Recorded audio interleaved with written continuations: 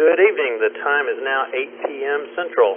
All regular amateur traffic, please stand by because you're now listening to the Oak Hill Amateur Radio Club Thursday Night Net. Heard Thursday nights here on the Oak Hill Amateur Radio Club frequencies and the University Link repeater system. Is there any emergency or priority traffic on this frequency?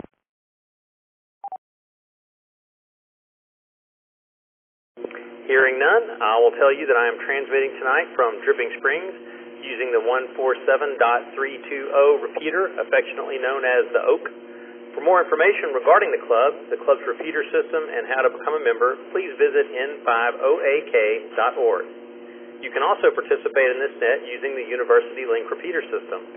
For more information about the University Link repeater system, please visit ka5d.com.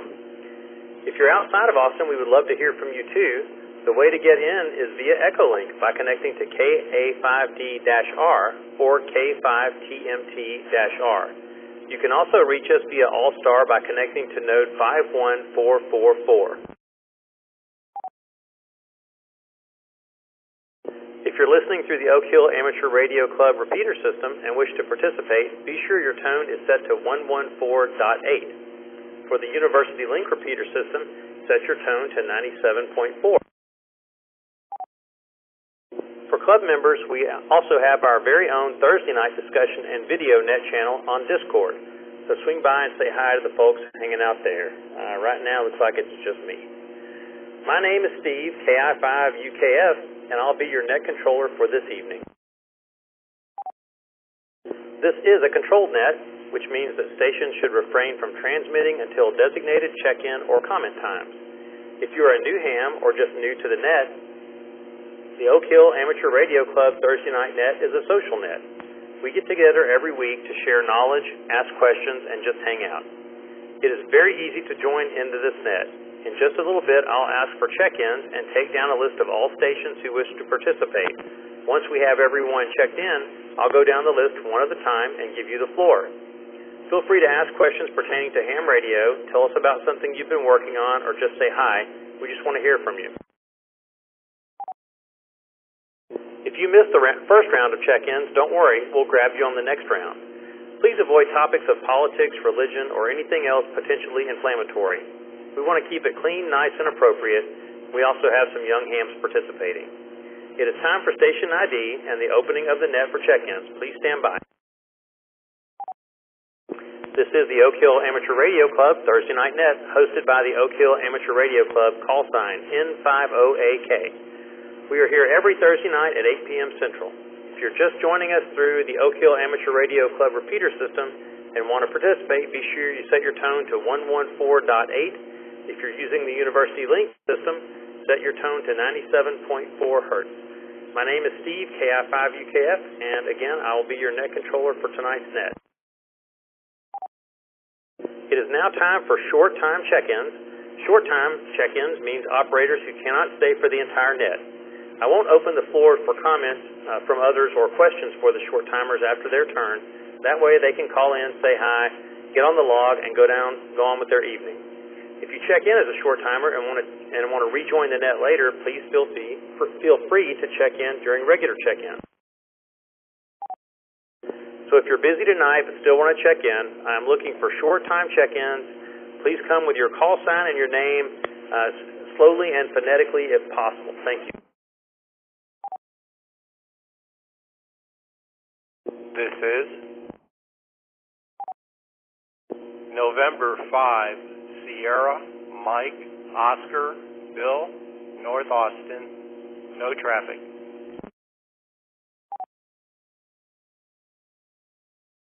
This is Kilo India 6, Hotel Quebec Tango, Ken in South Austin, no traffic.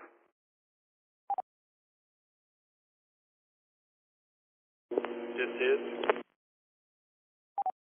Kilo Juliet 5, Alpha Victor Juliet, Bill in Buda, no traffic. Have a great weekend and thank you for doing the net.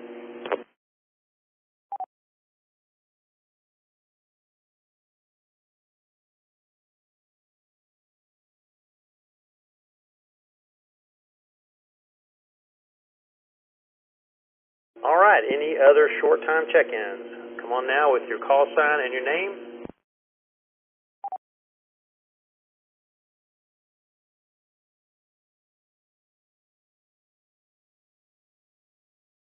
Okay, well, I guess that's it for the short time for now anyway. We had Bill, Bill number 1, we had Ken, and we had Bill number 2, all three with no traffic.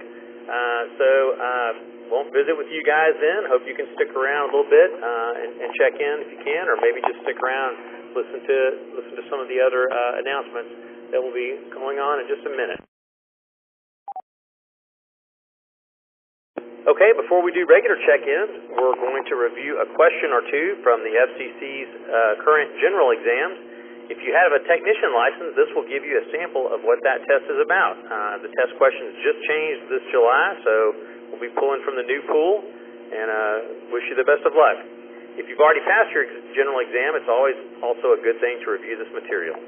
So let's pass the mic over to David, N5YAN, for tonight's question. David? Howdy everyone, my name's David, call sign November 5 Yankee Alpha November, and for our first question from the general exam pool, what is another term for the mixing of two RF signals? A. Heterodyning, B.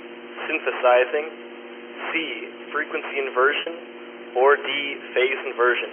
If you'd like to answer the question, please come with your name and call sign slowly and phonetically, please.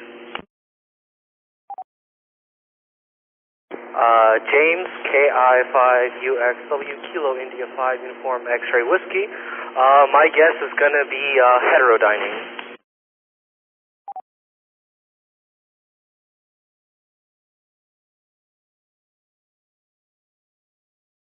KI5UKF.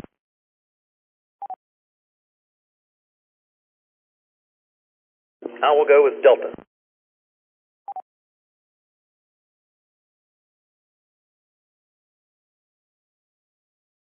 VBS, put me down for Alpha.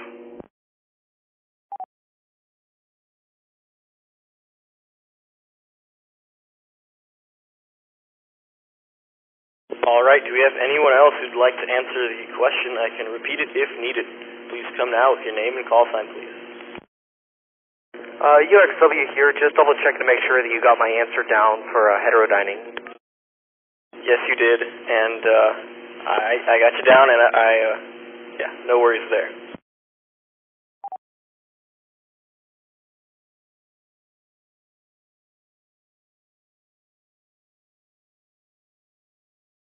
All right, well, no one came back, so I'd just like to give out a shout out to James for getting to not have time to do the questions. You checked in, man. I don't know. It sounds like you could have done the questions to me. Anyways, congratulations to James and Rusty for getting that one right. Heterodyning is the correct answer. It is another term for the mixing of two RF signals. Break. Alright, the call sign here is N5YAN, and we're going to go ahead and move on to the Amateur Extra exam pool question for tonight. So, everyone, what absorbs the energy from light falling on a photovoltaic cell? We've got A, protons, B, photons, C, electrons, or D, holes, the absence of electrons. So if you'd like to answer this Amateur Extra Class license question, please come now with your name and call sign.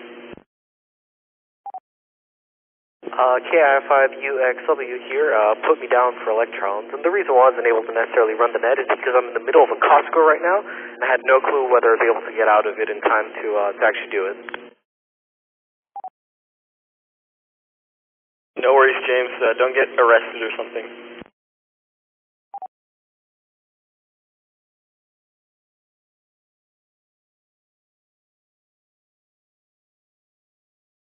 Alrighty, would anyone else like to come and give a shot at the Amateur Extra exam question for tonight? I'll go ahead and repeat it if anyone missed it. What absorbs the energy from light falling on a photovoltaic cell? You've got A, protons, B, photons, C, electrons, and D, holes. Now, holes is just another word for the absence of electrons here. So, if you'd like to answer this, give it a shot. Come with your name and call sign, slowly and phonetically, please. Kilo India 5 Uniform Kilo Foxtrot. I'm going to go with photons. Say, photons.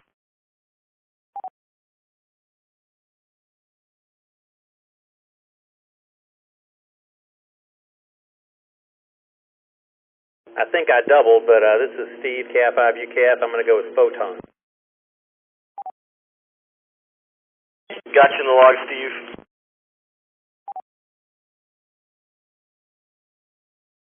DBS, put me down for Delta. KJ5 BLC, I'm going to go with electrons. This is KG5 PKP. Did you get my answer? I believe so.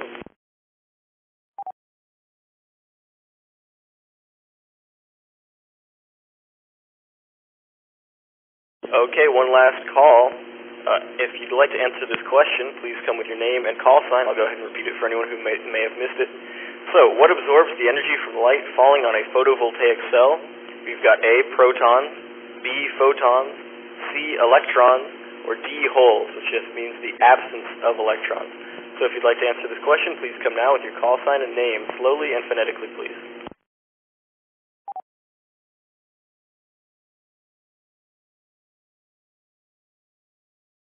KI5PZN with Alpha.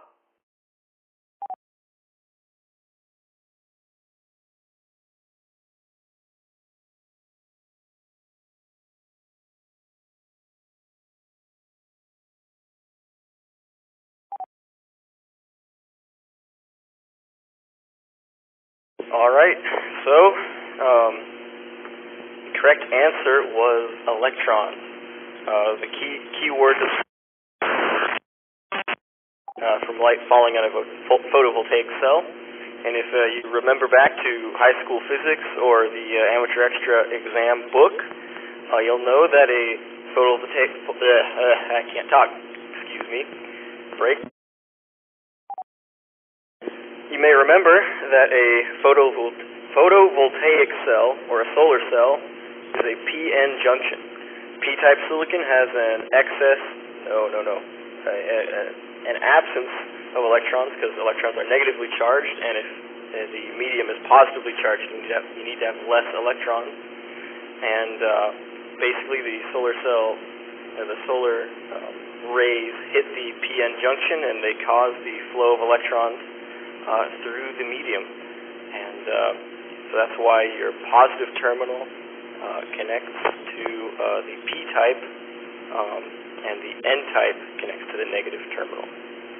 So, with that, thanks everyone who answered. I believe 2 people got it correct, and it's not a huge deal if you didn't get it right. This stuff confuses me too. So, anyways, back to net control, N5YAN. Well, thanks for doing those questions, David. That subatomic part one was actually really interesting. I've not taken my extra exam yet or studied for it, so didn't know that they had those type of physics questions on there. Let's go ahead and do a station ID. This is the Oak Hill Amateur Radio Club Thursday Night Net, hosted by the Oak Hill Amateur Radio Club, call sign N50AK. We're here every Thursday night at 8 p.m. Central. If you're just joining us through the Oak Hill repeater, be sure your tone is set to 114.8. If you're using the University Link repeater system, set your tone to 97.4. My name is Steve, KI5UKF, and I'm your net controller for tonight's net. Now we're going to pass the mic over to James, KI5UXW, who's going to cover tonight's ham radio news. Go ahead, James. Well, howdy, folks. Thank you for giving me the chance to run the news. This is James, KI5UXW, Kilo India 5 Uniform X-Ray Whiskey, coming live from the beautiful Costco in southwest Austin. So let's just jump right into the news. So, grabbing directly from the ARRL website, and definitely is a story that's stirred up a lot of interest. Commercial interest petitioned the FCC for high power allocation on shortwave spectrum. The ad hoc group, Shortwave Modernization Coalition, has petitioned the Federal Communications Commission, the FCC, to allow data communications on multiple bands within the HF2 to 25 megahertz range, up to 20 kilowatts, including bands immediately adjacent to the spectrum allocated to the amateur radio service. This group appears to represent high-speed stock trading interests. Of course, the ARRL, National Association for Amateur Radio, is treating the petition as a subject of concern for its members in the greater amateur radio service. ARRL laboratory staff are studying the matter from a technical standpoint, including an analysis of transmitting signals, potentially interfering with amateur radio communications on the amateur radio spectrum. Results from this expert review are being finalized and will inform ARRL's filed comments on the matter. The FCC has assigned the petition RM 11953, and comments are due by July 31st, and reply comments are due by August 15th. While petitioners exclude the amateur bands, high-power operations are immediately adjacent on bands proposed. And you can find a copy of this petition on the FCC's website. A bit of a side note here, there's plenty of good YouTube videos from a number of reputable YouTube hams. So if you want to learn more about this subject and why it's got a lot of people worried, I definitely go give those a read. Well, watch, not read. Same difference. Moving on to some lighter news, there is a slow-scan television experiment with the ARRL planned for the amateur radio on the International Space Station. 1 second here. The amateur radio on the International Space Station, ARISS, in collaboration with ARRL, the National Association of Amateur Radio, plans to carry out a special slow-scan television experiment from the ISS on Wednesday, July 26, 2023. During the event, the Columbus Module repeater, transmitting on a frequency of 437.800 megahertz, will carry a message to be received by teachers attending the ARRL Teachers Institute on Wireless Technology Professional Development class. The pass will be over the Mid-Atlantic and New England, with transmission scheduled to begin at 20:05 UTC, that being 16:05 ET, and end at 20:20 UTC, and that being 16:20 ET, and if necessary, a backup window is scheduled from 21:40 UTC, that of course being 17:40 ET, to 21:55 UTC, that being 17:55 ET. Radio enthusiasts are more than welcome to download the message and follow along with the event, but it is asked that all hands refrain from using their repeater for voice contact during the event. This is a special experiment conducted to the ARISS and ARRL. Regular operations of the repeater should continue to take place in voice mode only. Of course, the primary goal of ARISS is to promote exploration of science, technology, engineering, the arts, and mathematical topics, that of course being STEM/STEAM. ARISS does this by organizing scheduled contacts via the amateur radio. Scheduling contacts via the amateur radio between crew members and aboard the ISS and students. NASA scheduled the next ARISS contact for scouts at Camp William B. Snyder in Prince William County, Virginia. This contact is scheduled for Friday, July 21st, 2023. That's starting at 17:54 UTC. That being 13:54. Scouts will ask their questions of astronaut Sultan Al-Nayati, amateur radio call sign Kilo India 5 Victor Tango Victor. We'll use the ARISS radio station on the International Space Station to talk. The downlink frequency for this contact is 145.800 megahertz and may be heard by listeners within the ISS footprint. A little more on the ARRL Teachers Institute. It's actually a donor-funded professional development program designed to help the classroom teachers elevate their STEM programs through the use of wireless technology. As part of ARRL Education Technology Program, sessions are conducted each year, and the program continues to grow. A bit of a personal note here with the Education Technology Program. That's actually something near and dear to my K5OBJ Club.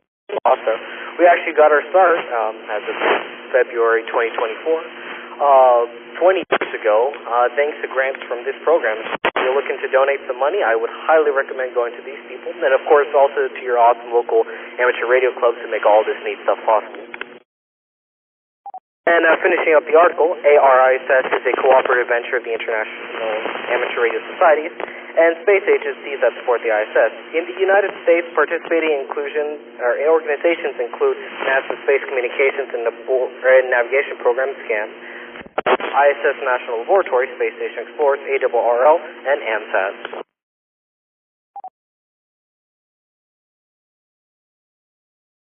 And another piece of news here from the FCC.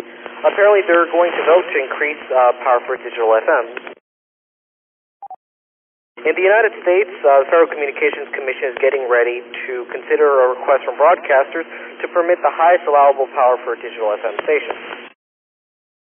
The FCC is preparing to vote early next month on permitting some digital FM stations to broadcast using the highest allowable power levels by adopting a change the way such levels are determined on the upper and lower digital sidebands. The request for a change is being made by the National Association of Broadcasters, a trade group representing radio and TV entities, and Xperi, the company that develops and licenses HD radio technology. Xperi estimates that there are about 2,600 stations in the U.S. that use HD technology.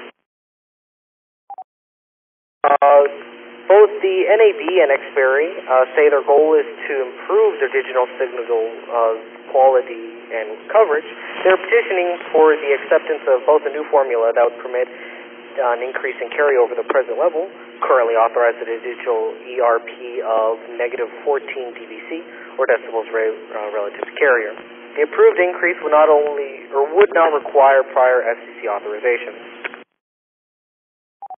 Although a number of major media groups support the petition, it is saying it is good for businesses as well as listeners. Press Communications LLC of New Jersey has told the FCC that a power increase could pose difficulties for smaller FM stations and low power FM service. And the vote is expected to take place August 3rd. And going over to a little bit of space news here, India's next moon landing attempt made a successful launch. They're hoping to become the fourth nation to achieve a controlled moon landing, and at last reports, the spacecraft is well on its way. Launch of the, and please forgive me in advance for butchering this name, the Chandrayaan 3 mission was a historic one for India, which is aiming to achieve a soft lunar landing after the previous mission in 2019 failed. The Indian Space Research Organization, or ISRO, declared its trajectory a precise orbit shortly after its launch on Friday, the 14th of July. The name of the spacecraft is Sanskrit for Mooncraft.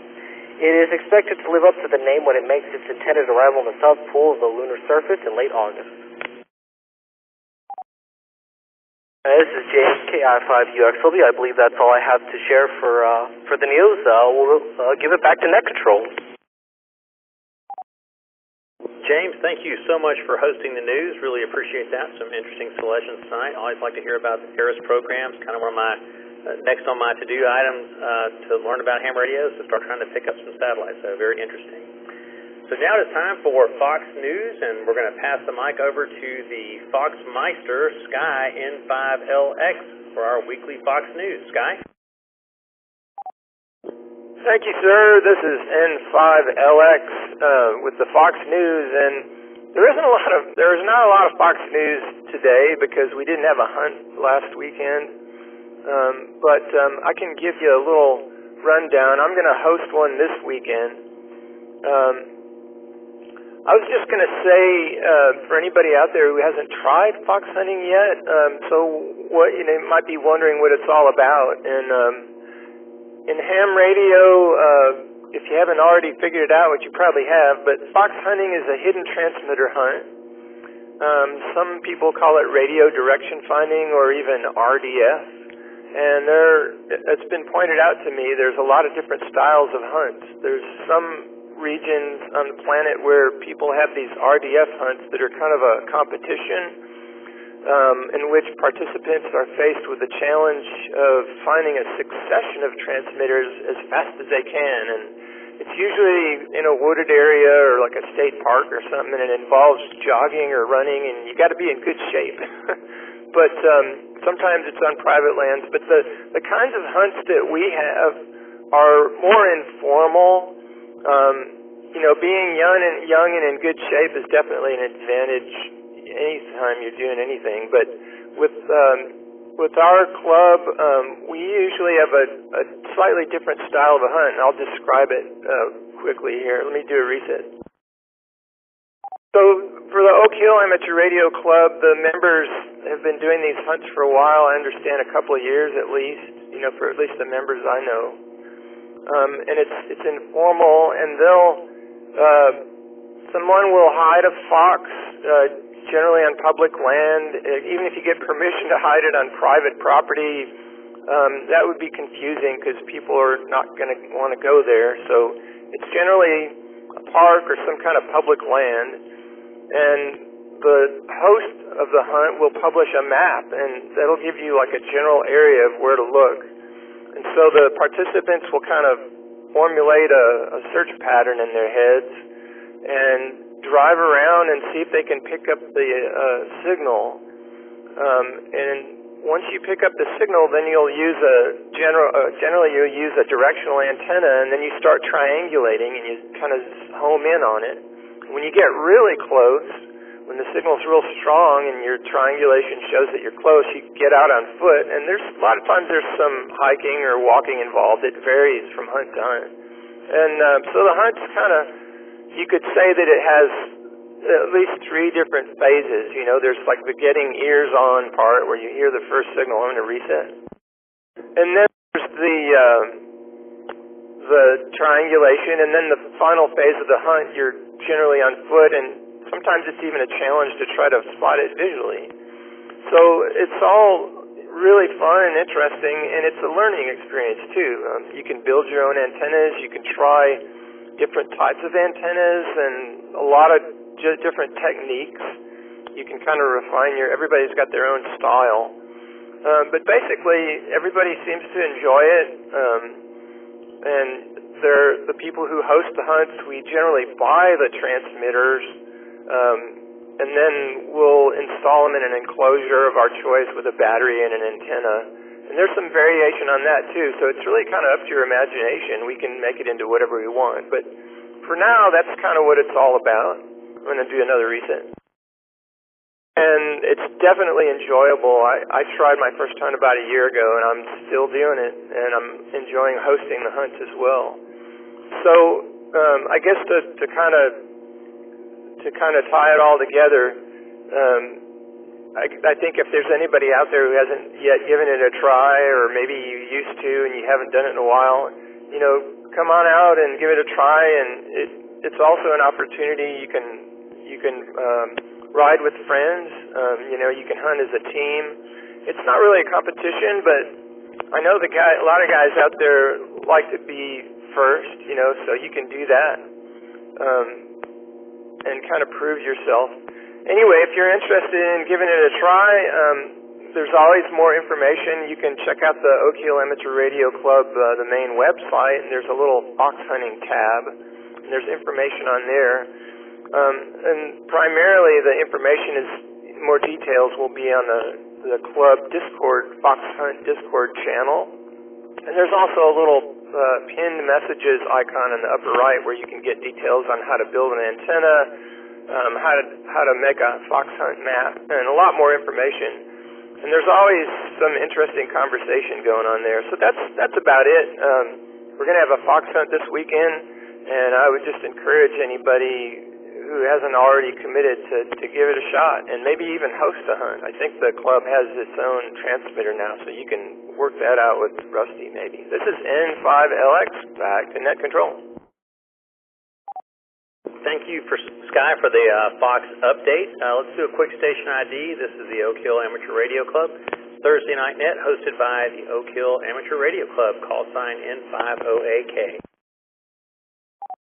So now we're going to hear some club news from our club president, Rusty, WZ5BBS. I think he's going to tell us all about some really earth-shattering upsets that occurred in the elections at the annual club meeting this past weekend. So, Rusty, take it away.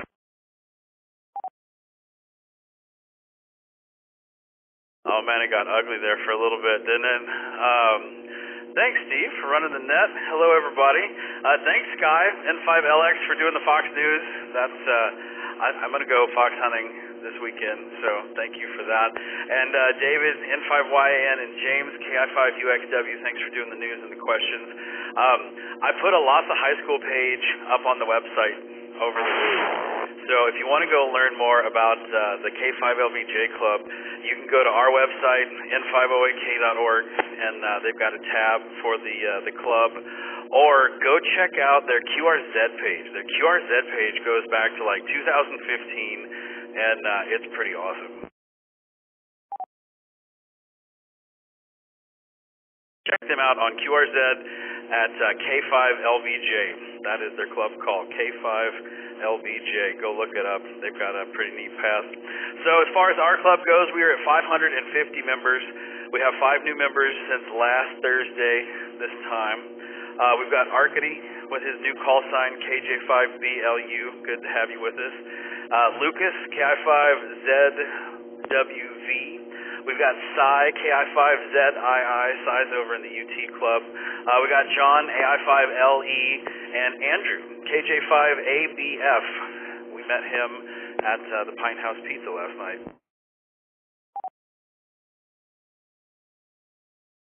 For those of you that don't know, the 775 is back up, so thanks to everybody for making that happen.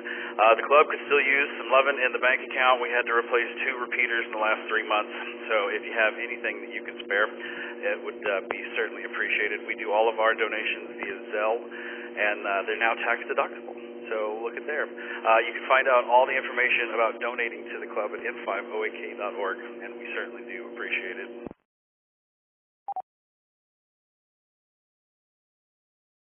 We've got N5OAK gear online if you want a coffee mug or a t-shirt or a hat or something like that with your logo, with the logo on it. You can go buy that online. I'd like to say a big thanks to all the people that came to the meeting last Saturday. We had record attendance. We were at 40 people, which is capacity. So thank you for everybody that showed up for that. That was a great meeting. So we did board meeting, or we did a vote for new board members, and Ernesto won the vice presidency, and Philip got elected as secretary. So congratulations to Ernesto, KI5PZN, and Philip, AC5G. Ernesto was the secretary, so he's been on the board for a little bit, but welcome Philip to the board, and congrats. And the raffle table, man, it was 4 tables this time, so a whole lot of fun stuff at the meeting.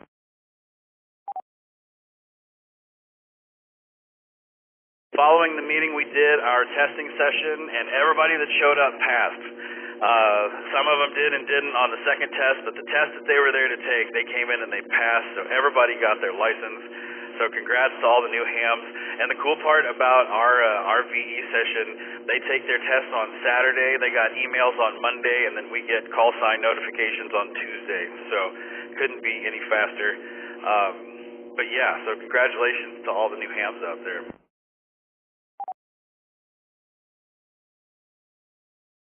We started an Elmer Academy just to kind of be able to do a little knowledge share and Q&A on stuff. And the first one that we did was about fox hunting, and it went well.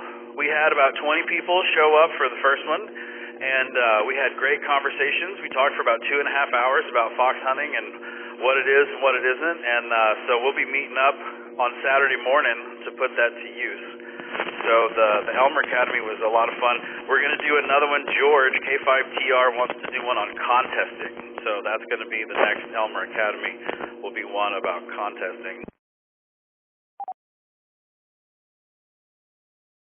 And George knows how to contest, so it'll be an education for sure. Thanks to everybody that came out to Pine House Pizza last night. We had like 30-something people. We had people from the Austin Club. We had people from our club. We had, the UT Club, like all of them. So it was a great time out of Pine House Pizza. We've got photos in the social meetups channel, so go check that out. I'll be putting those on the web soon enough.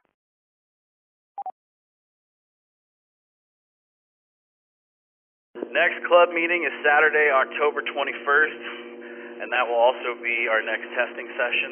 So Saturday, October 21st. It is all on the calendar. Like Sky said, we have a fox hunt this weekend. N5LX himself is putting it out, so it'll probably be in South Austin. If I had to guess, don't hold me to that, but just guessing.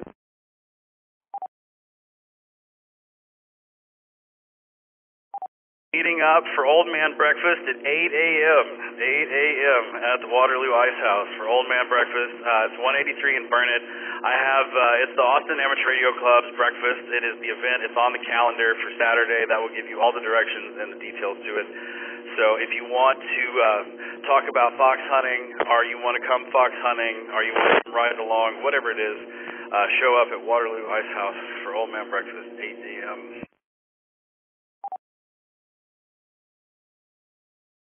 And again, the easiest way to stay up to date on all of our stuff is go subscribe to the club calendar. We will fill out your calendar for you, and you'll have all the events, ours, the Austin clubs. We've got our calendar contains things that let you be radioactive all week long.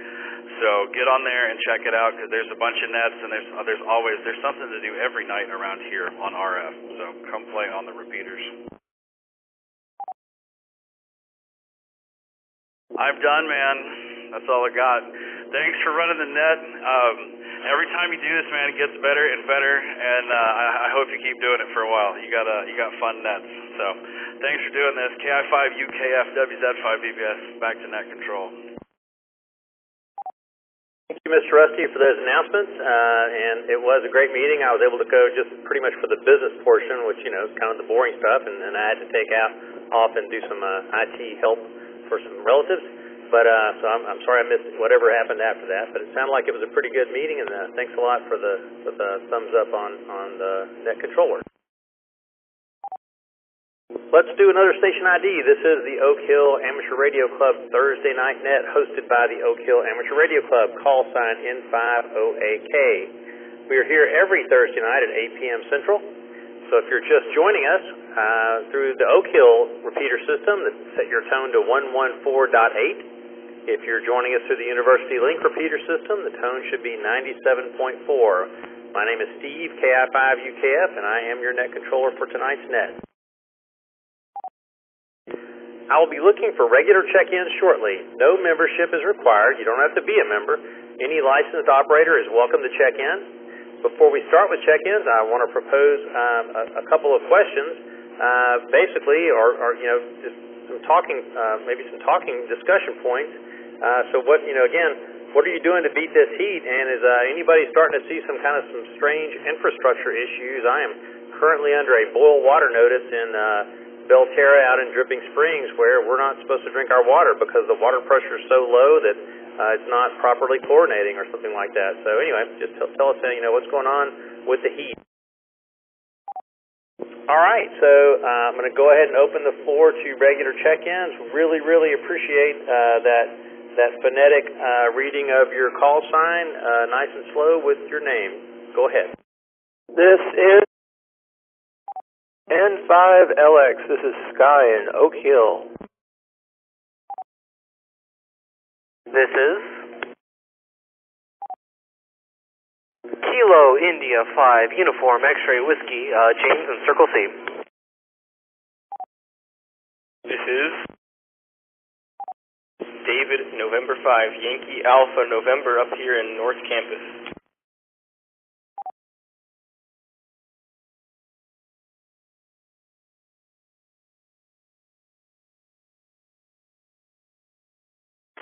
This is Kilo Juliet 5 Bravo Lima Charlie. This is Charles in far northeast Travis County, about 7 miles from Copeland.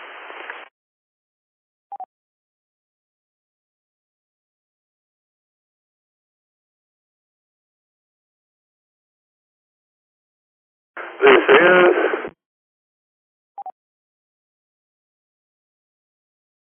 Kilo Golf 5 Tango November Foxtrot Johnny in the east side of Austin.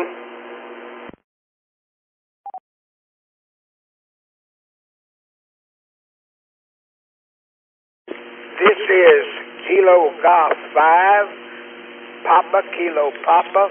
I'm in Caldwell County, close to Lockhart, Texas. This is Jerry. This is 5 Delta Papa X-Ray, Chris, South Austin.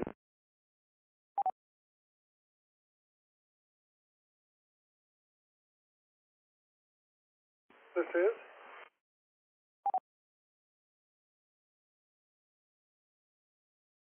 WX5Z Whiskey X-Ray 5 Zulu, R. Lee, in Austin, coming through on N508KQ. Yeah, that WX5 station, could you come back with your call sign and your name one more time, please?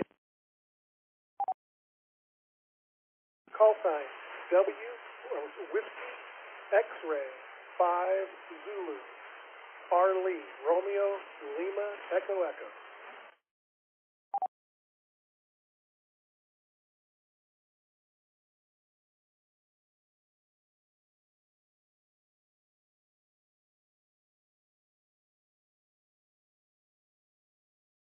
Any other regular check-ins? This is just the first round, so if you're making a cup of coffee or cracking a cold one, you don't have to jump in right now. We'll go through another round later, but anybody else want to check in, regular check-in?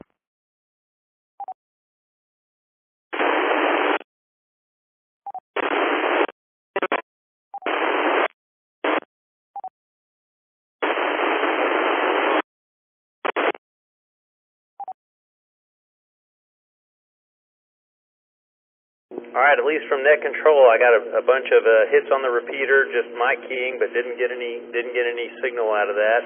So if anybody was just trying to check in, please try again.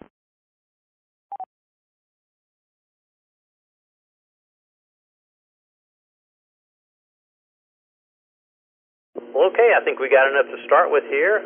Let's go back up to the top of the list to Sky. How's it going, Sky? Over in Oak Hill, sort of my next door neighbor. Hey, Steve, this is N5LX. Doing good. Really, I wanted to say I really enjoyed the last club meeting. It was a great turnout, and Rusty's doing a great job. I don't know how he's doing it, but he seems to be attracting a lot of new members, and it's growing, and a lot of really wonderful folks. It's also, I stayed afterwards, for the testing, the exams, and it's really great to see people, passing their exams, getting their license. That was really a lot of fun too. But not much going on here. You mentioned the water issue that you were having, and I guess this current heat wave. Extreme weather can be an issue, and it seems like it wasn't that long ago that we had a big protracted drought. Luckily, I don't have any water issues here or any infrastructure problems yet, but extreme weather can manifest in many ways, so we'll keep our fingers crossed. It seems like the neighbors' lawns are all dying. I'm going to do a quick reset. One of the things that concerns me is power outages. I'm sure everybody's aware that, if we have a prolonged heat wave, then everybody's got their AC on full blast, that it can tax the grid. And, it's not unheard of to have outages during those periods. So something to be aware of, and maybe everybody out there kind of think about being prepared for that. Other than that, everything's doing good. Hopefully you can get your water service back so you won't have to boil water. Sorry to hear about that. Anyway, this is N5LX, back to net. Yeah, so Sky, kind of in order with your discussion points, I think as far as, Rusty attracting people to the club, I guess we just all have to agree. He's an attractive guy, so that's probably just sort of the answer to that question. I'm not going to discuss my personal attraction or anything, but again, attractive guy, so that's probably why we're doing so well right now. As far as the testing, really on a more serious note, I think it is an amazing feature that the club is offering now to do that testing. I just wish so much, having gone through that during COVID and doing the video camera weirdness thing, I would have loved to have been down there kind of in a more comforting environment. I think it is absolutely an asset, and glad you're not having any water problems. Anything else for the group before I see if there's any questions for you, Sky? No, sir, I'm good. Hi to everybody out there, and back to net control. This is N5LX.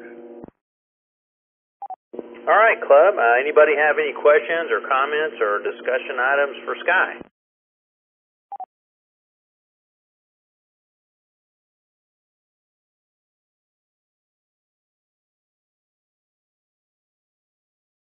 Well, okay, Sky. I am going to try and get out Saturday. Unfortunately, I've got some stuff to do in the morning, so it'll probably be in the afternoon. So I'm pretty close to you, so I kind of hope that that Fox is somewhere down here on the south end. Maybe I can get out to it. I'm looking forward to it. So I hope you have a good evening, Sky.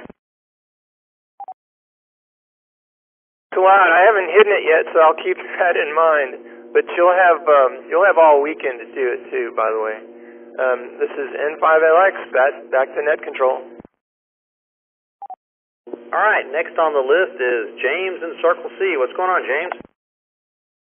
James, KI5UXW here. Well, it's been a pretty busy week. Been working on college apps all week, and then on top of that, I've been doing a whole lot of radio repeatering by the looks of it, accidentally running the UTNet on a Tuesday, we'll call that a practice net, and then actually running it for real on Wednesday. I wish more people would have checked in, but, I did the job, sat there and called for people to jump in, 77 minutes, and, got that down a lot out of the system.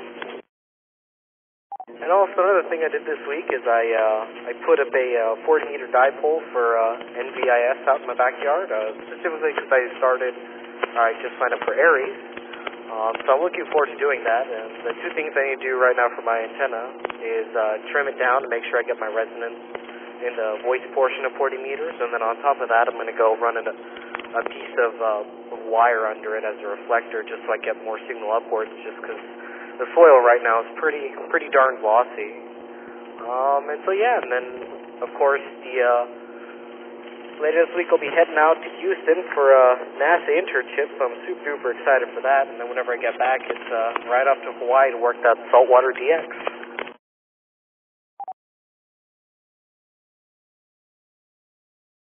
And that's all I have to report for the I believe it's either Thursday or Wednesday, whatever day it is, Net.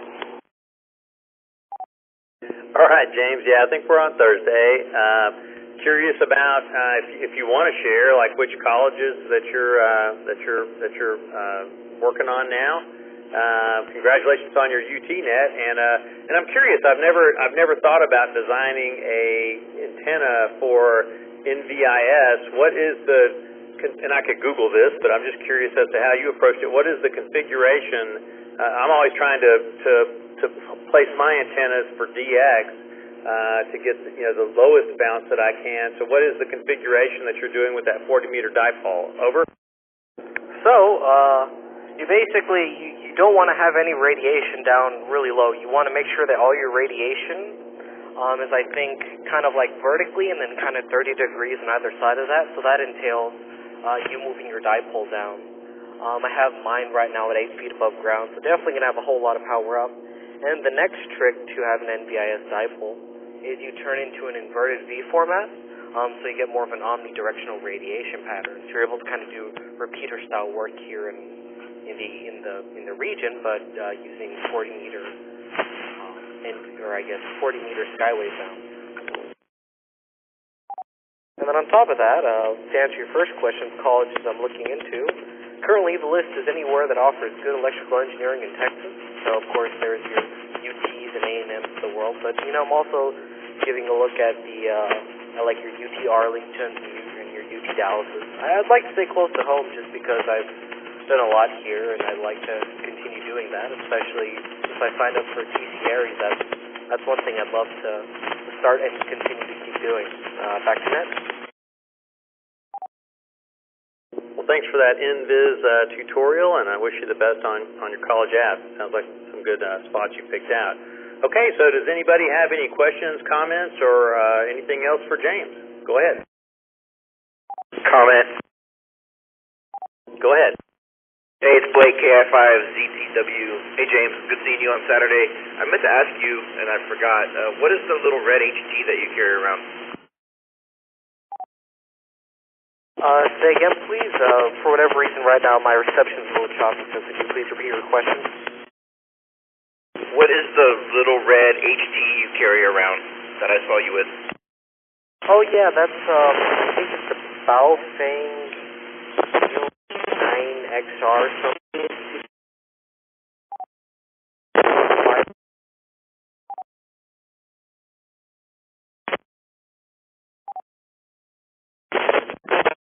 Another great ham tail, Kilo India 5 peanut butter, because at the time I didn't have an HT, and I kind of needed one, so he let me do HT in the back, so whenever I see it next, so probably whenever we'll get back in the section.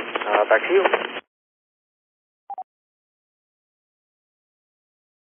All right, I know I had a lot of static on that last transmission. Anybody else have any comments or questions for James? N5YAN. Hey James, just wanted to say if you decide to come down to UT, obviously you're more than welcome to participate in the UT Amateur Radio Club, and even if you don't go here, we'll definitely be interested in working with whatever ham radio club you've become associated with. The UT and A&M clubs are working together a lot, but we'd like to move on to other universities. If wherever you end up, give us a shout, and it'll be a fun time. N5YAN. Copy that. Sounds like a deal. We got to turn that university link repeater system. Actually, put the link in the name of that.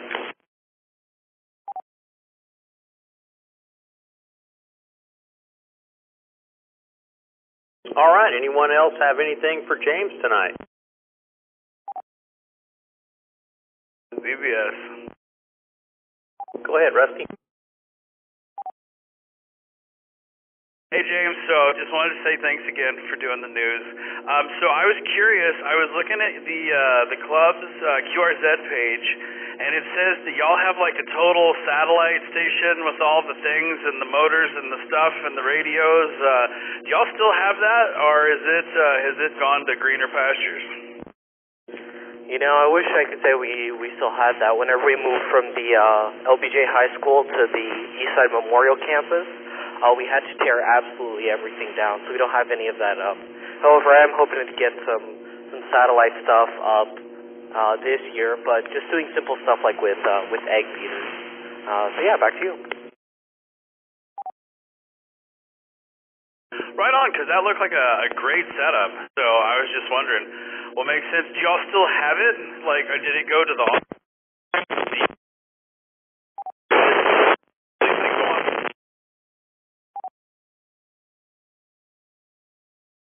Hey.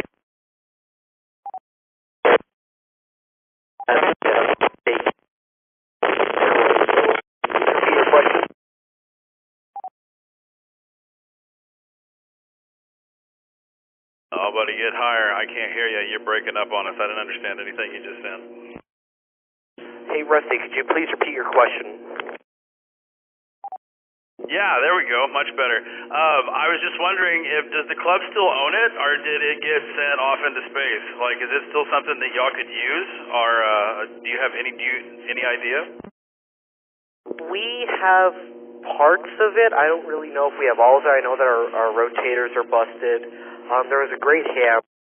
His name was Ron Parsons. He passed away really recently, but he was the one who helped us set up that thing.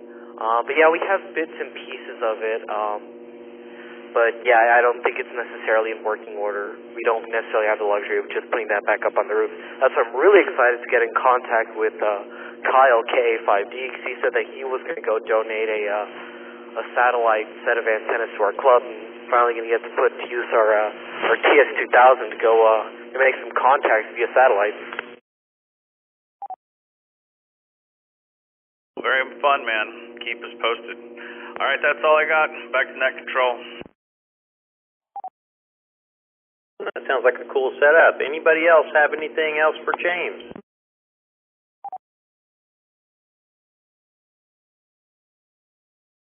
All right, James, have a good evening. We'll move on next to N5YAN. David, what's going on in North Campus? Hey, thank you. Nothing much. I've been dealing with a very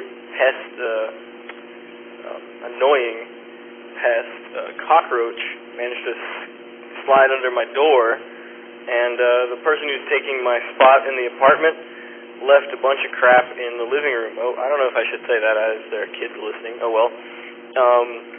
Anyways, there's a bunch of stuff in the living room, and the cockroach was weaving in and out of it, and I could not kill it no matter how hard I tried.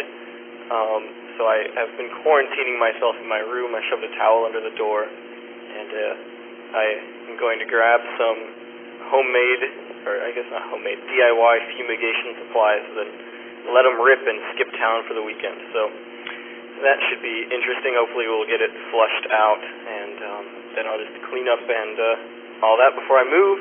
Ham radio-wise, I should probably break for the repeater.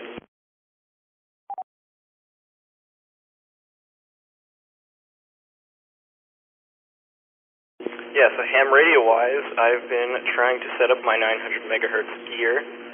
In the mail today, I got a Laird Technologies 806 to 960 megahertz low-profile sort of stealth antenna. And looking at the data sheet for this thing, I figured it was an NMO mount, but it turns out they actually make these in permanent mount versions, and it looks exactly like the NMO mount one, but it has an NMO to Type N adapter. And so I tried to take off the Type N adapter since I don't have any Type N coax or jumpers, and even I put a towel around the connector and used a wrench as hard as I could, and I could not separate it. So I assume it's sort of welded or something on the inside, because they are advertised as permanent mount antennas, break. But I didn't want to take any risks stripping the thread or whatever, so I went ahead and just ordered another one that came with the NMO mount. They're shockingly inexpensive. I think I paid around $20 each for them on eBay, brand new in the packaging. From a government surplus reseller, which goes to show the massively efficient government system we have going on here in the U.S., but that's another topic. So yeah, I've just been trying to get 900 megahertz working, and it's been a fun adventure. N5YAN back to net. Well, David, that sounds real interesting. Sorry about the cockroach issue. Again, I don't know exactly what your timing is, but I know that those foggers are supposed to work pretty well, but again, you really have to put all your food away and all other stuff. It's a lot of work, and kind of cover your plates and things like that. But yeah, I haven't really ever looked at any 900 megahertz stuff. So I guess that's still fairly about a little over a year into the hobby, and so I'll have to check that out. All right, well, let's see. Does anybody have any questions or comments for David? KI5UXW. Go ahead. I was unloading the car, and I was listening in. I heard something about a military surplus. I apologize for having to make you repeat yourself, but what was that whole deal? No worries, James. Yeah, I was talking about government surplus. Actually, I believe it's police radio. It's a Laird Technologies, Lima Alpha India Radio Delta Technologies antenna, part of their Phantom lineup, and it's about the size of my palm, and it's a 900 megahertz antenna. It actually covers 806 to 960 megahertz, along with 1,710 to 2,500 megahertz. So it's a dual bander, and it literally fits in the palm of my hand. It's really light, and they come in NMO and permanent N-type configurations. I had falsely assumed that I would just be able to take off the NMO to N-type adapter, but it looks like they really got it in there. I didn't want to break the threads off, so I stopped attempting that. I think they may have just done some spot welding to make sure it was permanent and vandal-proof as depicted in the advertising. N5YAN, back to net.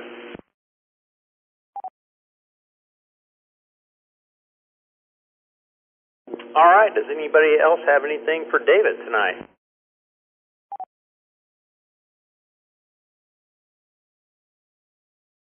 All right, David, well, good luck with the cockroach problem and the 900 megahertz project, and we'll look for updates on both of those next week. Let's move on to now, and I apologize, I did not get down the name. I had a few of them kind of close together, and I'm still a little slow on typing down the call sign information, but I do have the call sign, I think, Kilo India 5 ZTW, Zebra Tango Whiskey. You're shy. Come on back. Hey, thanks. It's KI5 ZTW Blake out in Spicewood. How's it going? Good, Blake. I know we just talked this weekend for a while, standing outside next to the donuts. Again, I just could not put the name with the call sign. Yeah, so how are you tonight? What's going on? I'm good, man. I'm back home. Been down at the ranch all week, and actually got my Zygu X6100 QRP rig finally set up after a couple weeks of talking about it with my PAR infed Trell Finley infed antenna, and was able to make some really cool contacts on 20 meters from South Carolina to Yellowstone to Nevada to Georgia. The way I have it positioned, it's really kind of going east-west out of there. But it was really fun. It's really cool when you can make those contacts with 10 watts of power. Yeah, man, I've got a rarity at my house. I'm a bachelor this week. My wife's out of town, and so I've been trying to go out and do HF every night. And this weekend wasn't bad. Last weekend wasn't bad, but this week has been pretty dismal. So I don't know if you've had any chance to try and get onto HF during the week this week, but I've had almost zero luck. Over? No, I did Tuesday evening and last night, Tuesday and Wednesday evening. I had really good luck on 20 meters. Unfortunately, I can listen to 40 and 80, but I just can't tune it for some reason with this antenna without cutting and shorting it. I'm sure the internal tuner on the 6100 just won't get it. The SWRs are too high, but on 20 meters, man, the SWRs are just damn near perfect, and was able to make tons of contacts east and west of me. Well, not tons, but about 12 without even trying real hard, and it was a lot of fun. Yeah, I can't remember if I was out there Tuesday or not. I just built it's at 84 feet, a random wire antenna, and just put it all together and had it up a couple of times this week, and just, I had it up this weekend before I'd really finished all the hardware on it, just kind of tied off, and was getting some great contacts on it, so I know the antenna's working. But using a manual tuner, I bought a super cheap deal on eBay, an MFJ, one of those old 949Js or something, and it's fine. I've written down now all the letters and numbers that correspond to the different bands, and it works just fine. But anyway, hopefully the bands will improve or get better as we go into the weekend. Over? John, yeah, it changes daily, literally, and I guess that's why we check out solar weather now. But man, this is the first time I've used the 6100 before with a dipole here at my house and with a vertical here at my house. But it's the first time I've used it, quote-unquote, remote down there, and it's the first time I've used this little bitty infed antenna, which I'm sort of skeptical about, because when I started unwinding it, it literally is about as thick as dental floss, and man, it works wonderful. Yeah, antennas, I'm convinced, are 90% magic and 10% engineering. They really are amazing.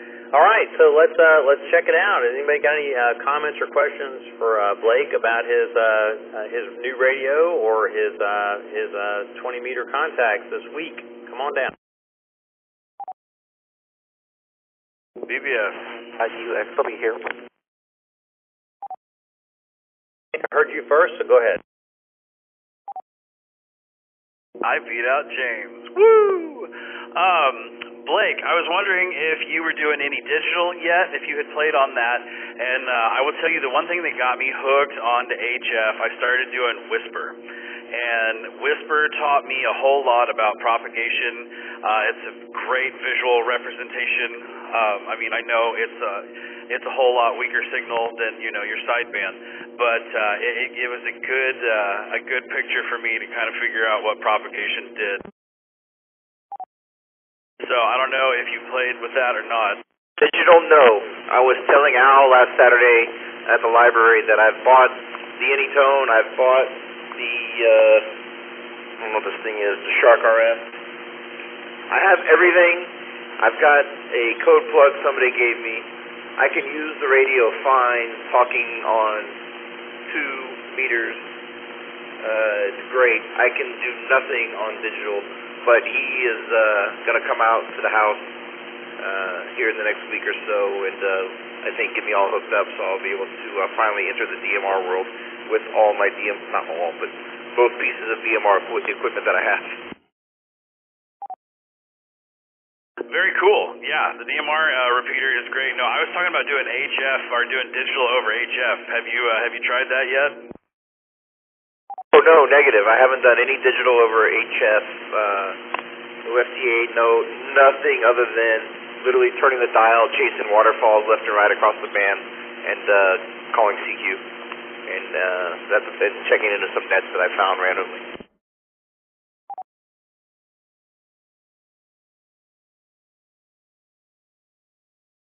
Right on, man. Well, Whisper, go check out Whisper on digital modes and tell me what you think.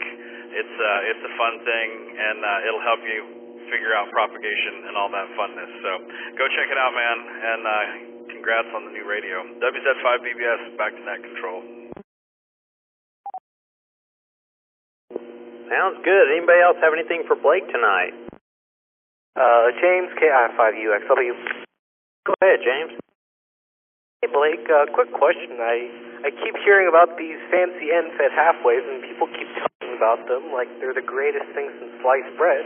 I've been considering putting one up at a house just because of the ease of placement of a mic here. What does your setup with the halfwave look like, and how's it been treating you?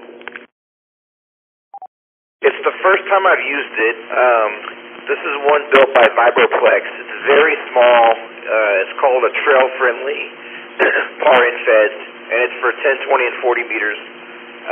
It's extremely tiny, extremely light, and I built it for a little Go box to match with my QRP X6100 because it all fits nicely in a Pelican case. And I've literally only used it for 2 days, but I've been very impressed, at least with it on 20 meters so far.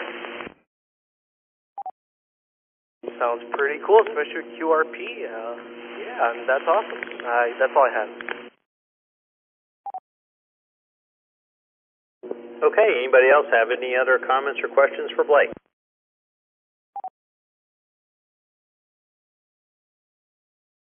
All right, Blake, well, good luck with that new radio, and we'll get some updates from you next week.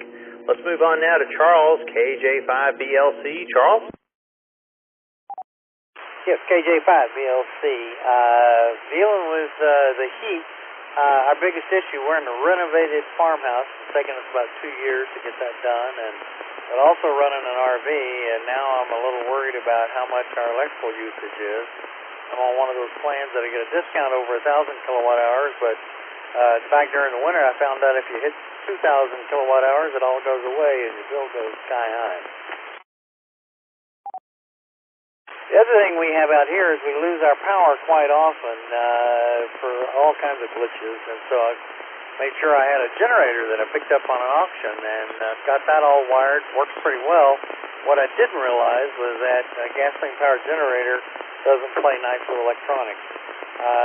So can't afford an inverter generator, so I wondered if anybody had any ideas on what I could do just to power the electronics using this gas-powered generator. Back to you. Yeah, well, Charles, and I know you gave your QTH when you checked in, but I missed it. I was typing furiously to try and keep up, so I was kind of curious where your farmhouse is. That sounds like a pretty cool deal. Kind of curious if you've ever looked into, adding some solar panels to that RV. I mean, you see so many people, it's just such a nice flat surface. on top, adding solar panels to maybe help with that electricity. I know that as far as my testing out my, I'm just in a regular suburb house here, and I've got a 7,500 watt generator that was like an off-brand that I bought in a hurricane, and it powers my electronics just fine. So I was just curious as to what kind of problems you have with your electronics. Over. Okay, KJ5 BLC. Well, and I didn't realize I'd have that problem, but when I first powered it up and everything, the router that I had just couldn't even work, period. And what I'm told is it has to do with how clean the sine wave is. So, is yours a gas-powered generator? It is gasoline, over. Well, that gives me some hope. Maybe I need to check it out again and see exactly what happens. I was trying to think about using maybe an APC or something where, I'd charge up a battery and then use the battery to power the electronics. So somewhere I guess I read that, it can really mess up electronic things. I didn't want to screw up a TV and routers and computers and other things. So it made me a little scary about that. So anyway, anybody got any comments about that? I'd love to hear them. Back to net, KJ5BLC. Yeah, well, hey, Charles, now you're making me wonder if I should be running my electronics and my radios and other stuff whenever, TVs, whenever I'm running that generator. But again, it's only for emergencies. All right, so does anybody have any questions for Charles? And I guess, Charles, if you get a chance, I was kind of curious as to what part of the area that you're in with that farmhouse. But anybody have any questions for Charles? Comments?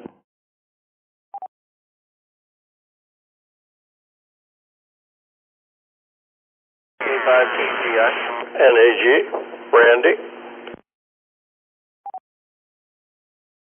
We got a double there. I thought maybe it was BZI, and then I also heard Randy. So I know I definitely heard Randy. So Randy, go ahead.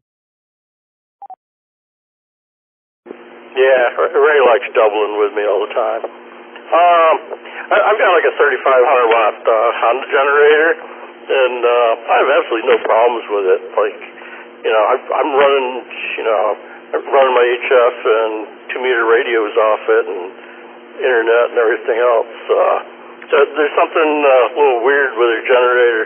But as to the note of putting solar panels on your RV,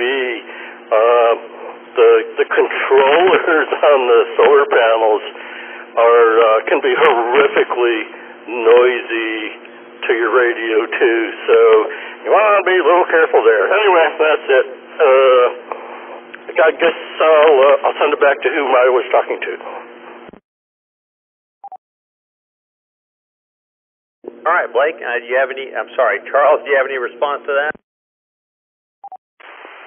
Well, yeah, I'm interested what you said about the solar panels and the controllers being props for radio, because I'm basically going to be running all my radios out of this RV. In terms of the location, Steve, we are far northeast Travis County, towards Copeland. We're about 7 miles from the city of Copeland, and we're between Elgin and Taylor, and but like I said, back toward Austin, 7 miles from Pflugerville. So we're out in the country. It's the farm my wife grew up on. So when her parents died, and they divided up. We got about 20 acres, and she wanted the old original farmhouse. And wow, we renovated it. It took 2 years and a lot more money than we thought. But hey, it's nice. We got it. And Charles, this is like a dream come true. I think that Ray had a question for you. Ray, are you with us? Yeah, thanks, Steve. This is K5BZI. I just want to make a quick comment about the generator. You said that you're having issues with devices. Did you mean that the router just wouldn't work at all, or that it was that you were having problems with it? The router didn't even put out a signal. No, it was like it was just kind of like did not operate. Yeah, so we found something interesting during Winter Field Day that I didn't know, and I don't think most people realize this either. Generators, well, at least my generator and pretty much everybody else at Winter Field Day who had one similar, gas-powered generators, the two terminals they rely on that ground lug for ground, and they produce 120 by putting 60 volts on each terminal, versus like your house is wired in a way that, you know, the one terminal on the plug is neutral, and then the ground is ground, and then the 110 from the one terminal, right? So we realized I had a power cord that the ground lug was ripped off of, and anything that was plugged into that power cord, when that power cord is plugged into the generator, anything that was plugged into it wouldn't work because it was only getting 60 volts on the one side, and no ground. So that's something, if you don't know that's an interesting thing that we learned at Winter Field Day, is that if you put a meter in that terminal plug on the generator, you're going to find that it's not 110 on one side, it's actually 60 and 60. Back to you. Okay, Charles here. It's interesting. I'm actually running off of the 220 plug because it feeds straight into a box that then feeds the house. So all the lights and everything else work fine. So I think that part's working. I don't know, but at least it's given me some ideas of things maybe I need to check out. I'm just glad to hear that they're gas-powered generators that actually do work. So anyway, I'll be checking it out. Thanks a lot for all the advice. KJ5BLT, back to net. All right. It sounds like you've got some research to do, and hopefully that'll work out for you. Anybody else have anything else for Charles tonight? November 5, Sierra, Mike Oscar, Bill. Go ahead, Bill. Yeah, Charles. There was a really good article in QST probably about 4 or 5 years back, and all their stuff is in the archive on the ARR website, about mitigating noise from solar panel charge controllers, and it gave some good detailed information on it. Also, Palomar Engineering, who sells ferrites and balins and all kinds of stuff, I think they have a white paper on it, and they sell a kit of components to mitigate solar panel noise, charge controller noise, and if you just Google solar panel charge controller RFI mitigation, there's some other really good resources on the net that tell you how to really get rid of that noise from the pulse width modulated charge controllers. And that's all I have. Back to net at 5SMO. All right, Bill, thanks for that. Charles, did you have any response to that? Just a great big thank you. I'm interested in checking it out. Thanks a lot, Bill. Okay, anything else for Charles tonight?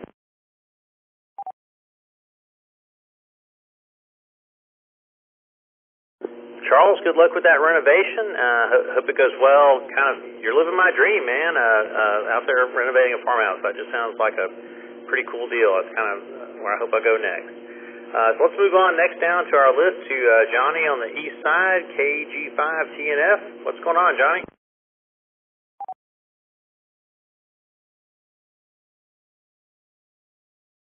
Hello, everybody. I just wanted to ask a question about the repeaters. 441.775, 441.325.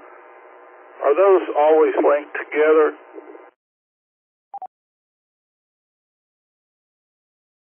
I'm going to turn this over to any of our club board members or officers or anybody else who can answer that question. Go ahead. I got this. So, Johnny, we connect in with, that's Kyle's system, that's the University Link repeater system, is the one that the 325 machine is on, and we link up for Monday night for the A&M net, we link up on Wednesday night for the UT net, and we link up tonight for our net. Those are the 3 times that they link up, and the rest of the time they're 2 separate systems, WZ5VBS. Hey, KI5UX will be with a quick question for you here, Rusty. For the Saturday morning K5LBJ net, is the KA5D repeater system also connected to the Oak Hill system, or is it just the Oak Hill system and then the 9.4 machine? Actually, during the K5LBJ Club Net on Saturday mornings, we have programmed the repeaters to turn off and stay off for an hour. Yes, the KA5D system is also linked in for your Saturday morning net. And while we're talking about that, James, why don't you go ahead and plug it and tell people about it? Well, folks, if you're up on Saturday, 10 a.m., and I promise you this weekend it will start at 10 a.m., there's the K5LBJ Saturday morning net hosted by the Lhasa High School Amateur Radio Club. Stop on by. One of us high school hands will be running the show.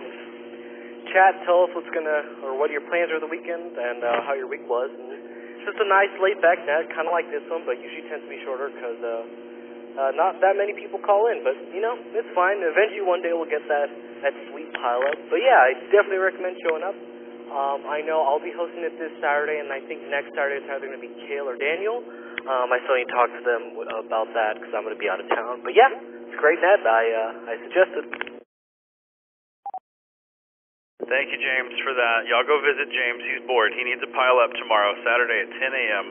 Go hang out with James on the K5LBJ Club. So we've completely hijacked your check-in, Johnny. So back to you as far as if we got your questions answered, sir. Oh, sure, yeah, thanks for that. I thought of another one now, too, actually. The net on Saturday, which frequency was that on?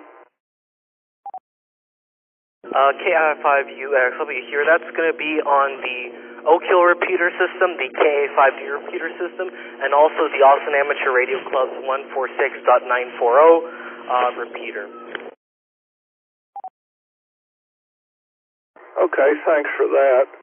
Going back to my first question about 441 or 775 and 325, when those are linked, is that the only time that, let's see, what is it? I'm getting confused now. 147.320 is linked to those at that same time. Is that correct?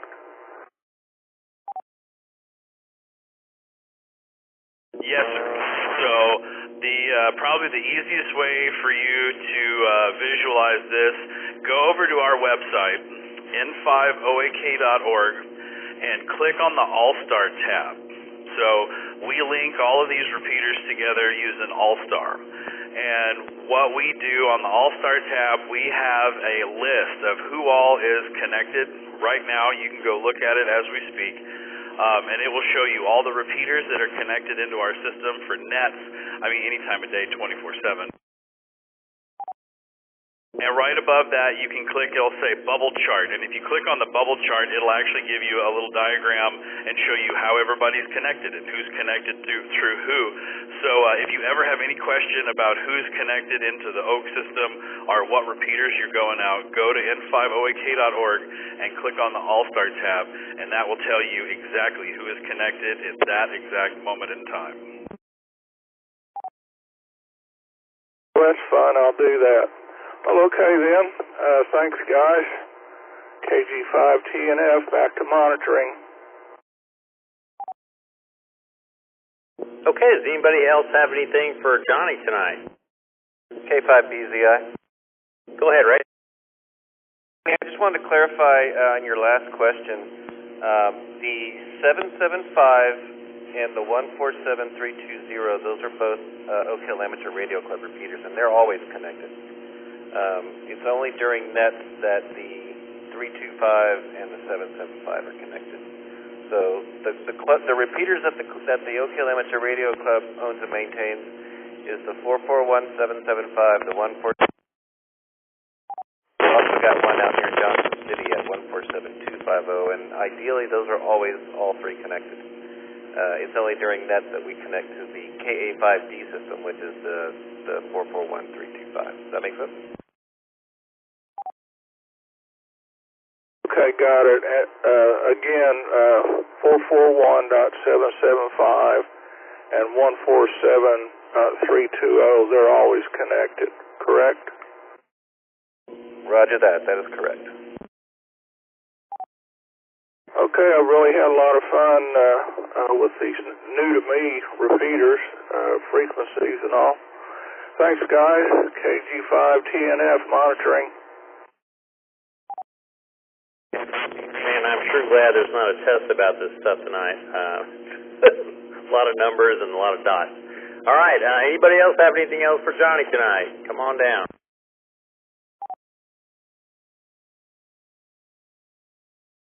All right, Johnny, well, it was nice visiting with you and wish you the best, and hope you can hit the repeaters you need to hit during the nets you want to get to, and welcome. All right, let's go now to KG5PKP out of Caldwell, and I missed the name. I'm sorry. Come on aboard.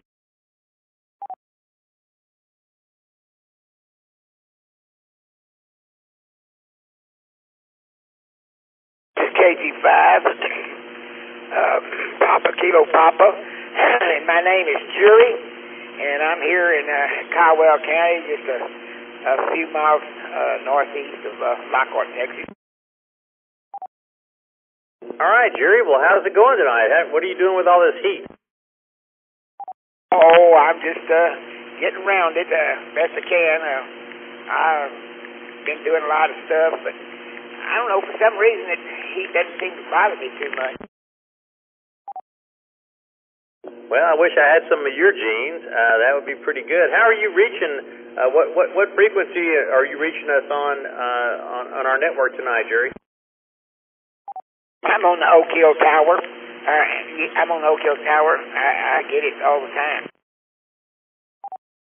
Well, that's fantastic. I mean, I'm just a few miles from it, and I know my HT with a small antenna will barely pick it up. So I'm always amazed when I see people that are, 20, 30, 40, 50 miles away picking it up so well. But I'm sure you've got a pretty good system there. What kind of antenna are you using?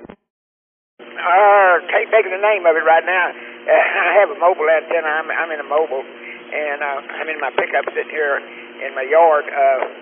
I'd have to go get the name of that antenna. I'm sorry. No problem. Just curious. Just always kind of liking to see. I'm still kind of new, so trying to figure out what works well. And obviously, your rig's working real well. You're crystal clear into our repeater here, at least for my radio. All right. So, does anybody have any comments or questions for Jury tonight? Yeah, this is Charles, KJ5BLC. Go ahead, Charles. Okay, Jerry, just out of curiosity, you said you're not far from Lockhart. I have a brother-in-law who grew up around Lockhart. His name was Henry Ferguson. I say was, he still is. Anyway, he and his wife Gail Ferguson, they were part of Lockhart community for a long time. Just wondered if you'd ever heard of them. I don't know him real well, but I have run into him, and in fact, I believe he was maybe a grade or two above me, or when I was in high school. I don't remember going in the same practice as his, but I do know who he is. Yes. Okay, I'll pass that along to him.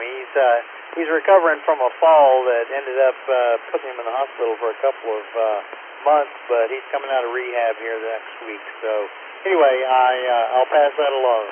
Thanks a lot, Jerry. I would like to say something here. I live in the middle of a ranch. My brother and I have about an 800-acre ranch here, and I live in it. And my neighbors are registered Hereford cattle, and they're good neighbors. They don't have wild parties. They don't play loud music.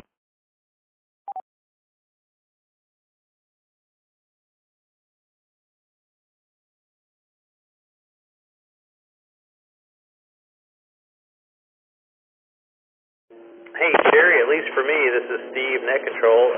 Sounds like you dropped off there. You still with us? Yeah, can you hear me now? Yes, sir. I said I live out on the middle of a ranch. It's about 800 acres, and I live amongst registered Hereford cattle. They don't have wild parties, and they don't play loud music, and so it's pretty nice out here.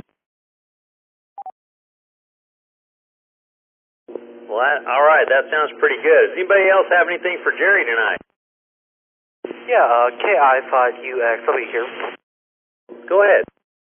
Hey, Jerry, it sounds like you definitely got a pretty nice place out there. I guess no annoying neighbors and I guess nice clear skies and low light pollution. I got two questions for you. Have you ever done any of that fancy astrophotography or just in general stargazing out there? And follow-up question, what's your radio setup out like there? Back to you. I've got this radio. I'm mobile only. I don't have a base station, but I just have a mobile radio on 2 meters, and I'm fixing to get another radio here pretty quick on a different frequency. But anyway, yeah, I enjoy talking on it, and I enjoy listening on it. I love listening to the net, and I'm sitting out here tonight listening to the net, and it is just it's a lot of company to me. Well, copy that. Yeah, have you ever considered dabbling in HF? Come back. My question is if you've ever considered putting up any sort of HF antennas or using an HF radio out where you are. Sure, I have. I've got another radio I haven't unpackaged yet, and I'm thinking about doing that. The only problem is I'm kind of crippled in my legs, and I can't climb, and so I may get my grandson here sometime to help me, and we may put up an antenna. Sounds like a sweet deal. One thing you could try is use one of those fancy ham sticks from MMSJ, and just throw the HF radio into your car, run it off the car battery, and then just have the ham stick on the back. I know there's plenty of people who'll do like parks in the air, and they'll talk to plenty of people with something as modest as that. Back to you. Yes, sir. I tell you what, I'm kind of an old timer. I'm 76 years old, and I've been around radios off and on most of my life, but I'm used to the old tube-type radios. I was talking to a fellow the other day. I got his call number here on my paper, but he's about the same age I am, and we got to reminiscing about these old radios, and I told him, I said, I don't understand some of this modern jargon. He said, well, don't feel bad, I don't either. He said, it's all over me, and I said, it is me. I just listen to them, and I wonder sometimes what they're talking about. Well, copy that. Yeah, I definitely have got my share of that. My mentor, Mr. Fisher, Kilo 5 Echo Juliet Lima, has been doing radio since the 60s, and he's definitely got plenty of neat stories from back then about home brewing equipment and setting up antennas out in his backyard, and then a little local radio club where his friends first got him into ham radio. I mean, it's always neat listening to stories from old timers. I mean, radio 30, 40, 50, 60 years ago was completely different than what we have today. Back to you. Well, I won't say this, and I'm going to shut up, and I don't want to hog the frequency, but I remember back in the day when, you may be too young to remember this, but I remember when those police cars and highway patrol cars had those whip antennas, and they were on the VHF low band, which is just a little bit lower than the 2-meter band, just right there ahead. And I used to ride around with an old policeman there in Lockhart. He was a night watchman, and he would have me drive him. He'd take a nap, and when it'd be at night, and I'd listen to that radio, and you could sometimes when it opened up, man, you could hear things from all over the world. You know, I mean, all over the country. Different things. I even got a sheriff's department one time out of Kentucky, and I didn't talk to him or anything, but I listened to him. But anyway, I had a lot of fun with that, and I know back years ago on the DPS frequency, which was 4290, they could pick up those Mexican shrimpers, and some of the patrolmen that could speak Spanish would try to talk to them. And DPS told us that this wasn't a ham radio, this is a public service radio, don't be doing that. Well, copy that. Yeah, I'm looking forward to hopefully seeing some better propagation conditions, so I can get some of those neat stories to share. Grant, even though I'm only 17, there's still so much I want to do, and I'm just waiting for the atmosphere to get better, so I can really see what this whole 6-meter magic band is about. But yeah, I'll stop pestering you. It was a pleasure to talk to you, and thank you for taking my question. It certainly was a pleasure talking to you. And by the way, y'all are running this net just fine. I'm enjoying every minute of it. So I'm going to let it go back to net control, and I'm going to stand by and just monitor now. This will be KG5, PKP. I'll be turning it over to net. All right, Jerry, nice talking to you. My job is on the line here. I need to do a station ID. This is the Oak Hill Amateur Radio Club Thursday Night Net, hosted by the Oak Hill Amateur Radio Club. Call sign N50AK. All right, great talking to you, Jerry. Hope you can join the net next week and look into our other nets as well. Now that we've sorted out some of those link issues. All right, let's move on now to Chris, KF5DPX. Chris. Yeah, this is Chris, KF5DPX. I guess on the radio front, I missed the meeting because I was down in Rockport, but did make it out to the Padre Island National Seashore for Parks on the Air activation. Brought out the old Yaesu 857, made 111 contacts, and added a new park to my activation list. So beyond that, I guess been trying to get some WinLink stuff working. I had it working before with RDOP and the PAT WinLink software like a year or two ago, but I had that working on a Raspberry Pi, but I couldn't get it working on a faster computer. I don't know if there's something weird with the RDOP protocol or what, but I eventually gave up, booted up an old crappy Windows box, and got it working with VARA, HF, and all that stuff. So guess that's about it for the radio front. I will say there was some talk about NFED half waves earlier. Pretty much when I do when I do Parks on the Air activations, I exclusively used NFED half waves. I typically either use a 20-meter NFED, which is what I did at the beach, or more often, like when I did the field day out in New Mexico, I had an NFED 40-meter that also worked on 20 and 15. So I love me some NFED half waves. Back to net. So, Chris, on that NFED half wave on the beach, and again, I know that you can get down to Padre and you can drive far enough north to where you get out of the crowds, but I was just curious about deployment down there when you have an antenna that's 40, 50, 60 feet long. How does that work? Over. When I do POTA, so out on the beach, what I did, I only did the 20-meter NFED half wave, so that was only 30 feet long, but I have a mast, fiberglass collapsible mast that will go up to about, I think about 21 feet. So I set it up like a sloper. If I'm doing the 40-meter with that, I will just kind of loop it around the top in the middle and do an inverted V. Or if I have trees around, I have an arborist throw weight, and I'll just throw it up through the trees and get myself on the air.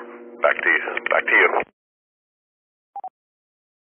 Very cool. I've heard that being down there on the saltwater obviously is a real boost for your antenna. So it's kind of interesting how that works. So does anybody have any comments or questions for Chris tonight? N5SMO. Go ahead, Bill. Hey, Chris. Good to hear you on here. Just was wondering, did you have any luck, like getting any Caribbean DX or Africa or Europe or anything like that, operating there close to the saltwater? And also, did you do your moto trip yet? Back to net, N5SMO. As far as the DX stuff, this time surprisingly I did not, but I think the band conditions or something were kind of bad Saturday afternoon because I was only pushing 80 watts out of this end fed, and evidently it was a Support Your Parks weekend, and I was the biggest signal on the band. Several people told me, so things were a little bit weird. I also had it sloping up to the north, so the top of the antenna was pointed to the north, and I was getting out like east, west, north, but I did not really get anything south. A lot of Florida, and I was getting into Ohio a bunch. In the past, a couple of years back when I did Goose Island, I right on the beach, I did get into Alaska, so it certainly isn't unheard of, but this time I just didn't have any luck with it. As for your second question, yes, I did do the motorcycle trip. It was 9 days, 2,776.7 miles. First day was through the blowtorch, much like we're experiencing right now, from here to Roswell. I had a nice vest that I would dunk in water and keep myself cool. Second day was Roswell to Durango. Then I spent, so that was Monday, Tuesday, so Wednesday and Thursday spent around Durango to the $1 Million Highway loop and that sort of thing, and then Friday headed south into New Mexico.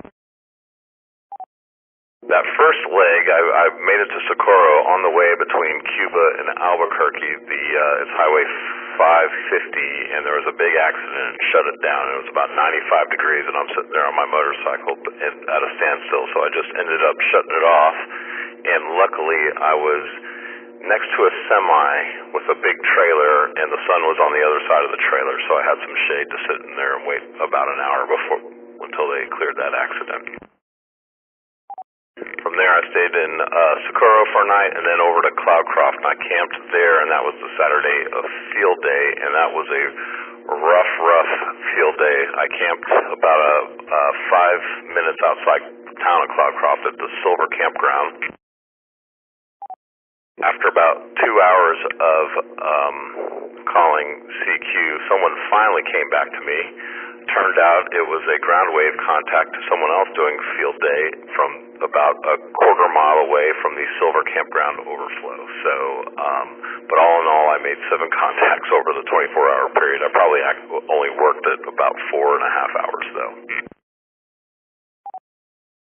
Then from Cloudcroft, I went to stayed a night in Las Cruces with some friends, and then I stayed in Fort Davis with Jake, KG5DRT, for a night, and then made the long drive back and got back the following, I guess, Tuesday from Fort Davis to home. So KF5 back to net. Oh man, that sounds like an awesome trip.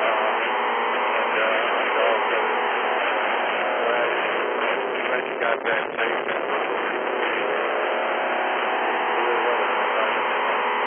Anybody else have any other comments or questions for Chris? That was a pretty severe double. I heard Bill in there talking. Can you go again, Bill? Oh yeah, I'm sorry. Yeah, I just said it sounds like a fantastic trip. I'm jealous of you. Glad you got back safe, and hope you get to do it again soon. And get out there again where there's some mountains and some beautiful scenery at 5SMO. Yeah, for sure. And I guess the other bit of radio news, I got an email from the guy at the QRP store. He is flying to Germany, I guess, in the next week or so to go pick up my amp and then put it partly together, and then fly it back and finalize it, and I should get it in August. So I'll let everyone mess with that if they want to do it. Was there someone else that doubled with Bill? I think that was me, Net Control, so I was just also commenting about your trip. So anyone else have any other comments or questions for Chris tonight? Comment. Go ahead. Yeah, 5ZTW Blake. Hey, Chris, where did you camp in Roswell? In Roswell, we did not camp. We rode 510 miles that day. On the worst of it was between between Big Spring and Brownfield, where the temperature on the intake, basically temperature on the pavement was 114 degrees, so that was pretty rough. We knew we didn't want to camp in Roswell because it was going to be a long ride, so we stayed at a hotel there, and we did go to the restaurant that you recommended. I believe it was called Farley's. Very cool. Yeah, Farley's is always a good spot. Cold beer, decent bar food, and yeah, I was just curious. Anytime somebody mentions Roswell, it perks my curiosity feeling because I lived there and went to school across the street there from Farley's for many years. Sounds like an awesome trip, man. I love Crowdcroft. I love Lincoln County. I love that whole area that you were at, and very cool you made that trip. Yeah, it was a lot of fun, and thanks for the recommendation. I knew I wasn't going to camping in Roswell. It was hot, still hot in Roswell. So KF5 DPX back to net. Okay, anybody else have anything else for Chris? KC3 NAG. Go ahead. Yeah, man, I rode a lot of bikes when I was younger, but I would, instead of sitting in the heat there for an hour, I'd have banged down the trucker's door and go, like, hey, can I just step inside for a few minutes, man? I definitely thought of it. But I was in the shade, and we move about 20 feet every 5 or 10 minutes. So I would just get on the bike. It was kind of slightly downhill, so I just kind of walk it forward and get off the bike and lean on it. Yeah, man, it totally got that. So yeah, cool trip, and thanks for sharing, man. It's like really interesting. KC3 Energy. I guess I'll kick it back to net control. Yeah, it sounds the traffic stop for the accident sounds quite like a dramatic ordeal, but the rest of it sounds wonderful. Anybody else have anything for Chris tonight? KI5CY. Go ahead. Hey, Chris, I have a question on your NFED half-wave. When you throw it up there, your 49-to-1 Vallon. How big is that toroid on the deal since you're running 100 watts?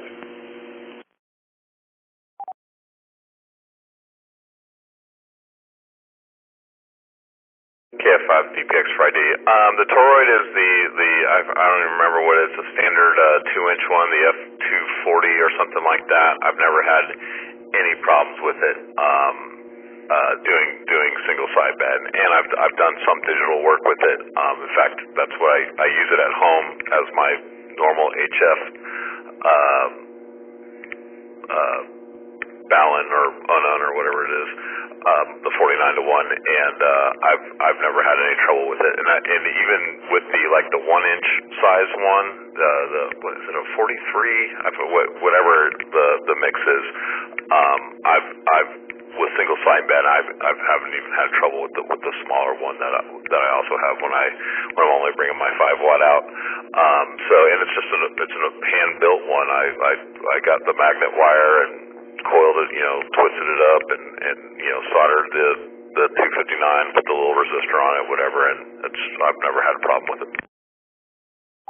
Okay, yeah, I love the NFED half-wave, and I've gotten, I had a G90, started with that, with an NFED half-wave, and I had one of the little pack, the 1-inch, the 140, 43, and it did really good. It got some contacts in Spain, France, and a couple of islands down in the lower Caribbean. But moved up to 100-watt radio, but I'm going to build one with 2 of those 240s on it, just to make sure. And 2 of them certainly won't hurt. I've only used the 243, and I think one time I was down in Rockport, I wasn't even on the beach, and I got to New Zealand and Australia overnight. It's fine with just the one, and I typically operate portable, so that's why I went with just the one. Back to that. Okay, one more question. Do you have your NFED half-wave kind of broken down to different segments to where you can unhook them, or is it just one big piece of wire? I use, I don't have them segmented. I have a 3D printed wire winder. I have two of them, one with a 20 meter end fed and one with a 40 meter end fed. So I'll just swap them out if I want to, right at the 49 to 1. And I haven't really worried about segmenting out. And the reason being is if it's the 40 meter one that goes up in the air, I'd have to bring it back down anyway to do the segment. So and the 40 meter works on 20 meters. So I don't if I got the space, I send the 40 meter up, and if I don't have the space, I send the 20 meter up. Thank you so much. Appreciate it. This is Kilo India 5 Charlie Yankee back to net. All right, great. Anybody else have anything else for Chris tonight?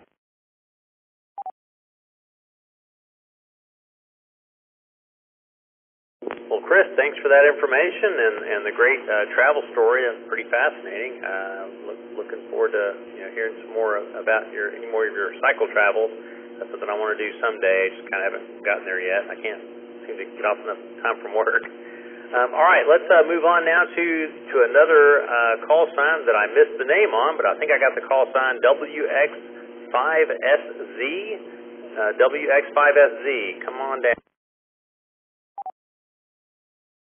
There's a correction there. If you can get me, if I'm clear here, WX5Z, Whiskey X-Ray 5 Zulu. Just checking to see if I'm coming through clear. You're a little weak to me. I've got your call sign now, WX5Z, 5 Zulu. What was the name again? Name is R. Lee, Romeo, Lima, Echo, Echo. Gotcha, R. Lee. So what's going on tonight? I can hear you a little better now. Looks like you picked up a little bit. What's going on? Well, I'm on a deep dive on DMR, and I'm coming to you now over the UT analog repeater, but I'm closer to the Motorola DMR repeater, the N508K DMR repeater, and I don't know how to get my DMR radio to, and I even have a hotspot, but I can reach a contact through the hotspot or directly through the repeater, but I don't know how to just log on the repeater and be on the net. So, and the net doesn't have what appears to be, it doesn't really have a talk group for me to, program in or to dial in.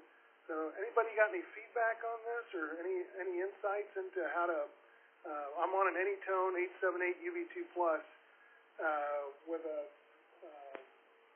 Richcom Systems Pi-Star repeater. I don't have to use the repeater. I mean, I've got the local repeater that's also 2 miles from me, but I still don't know how to get on this net with the digital side of things.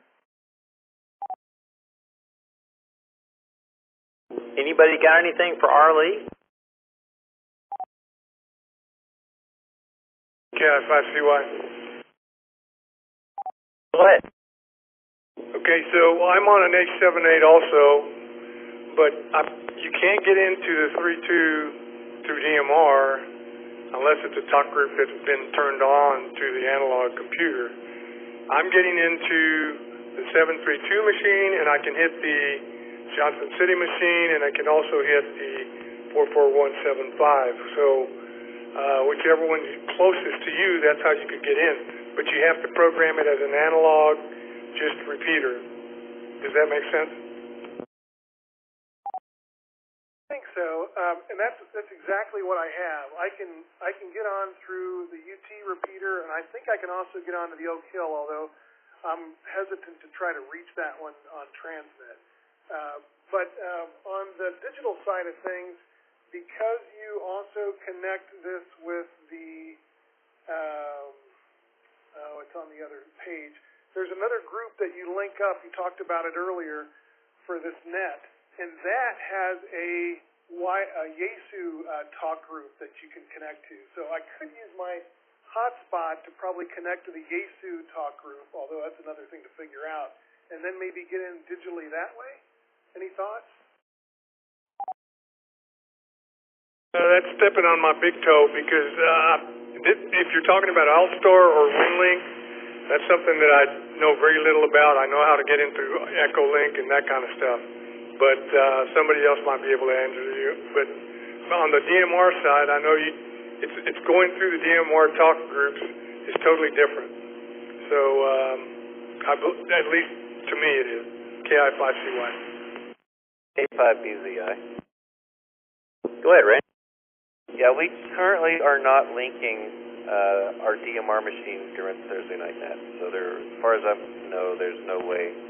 I don't believe that the All-Star node that the 320 is connected to is connected to any sort of talk group or anything. I don't think there's any way to get this net through the Oak Hill Amateur Radio Club DMR machine up north.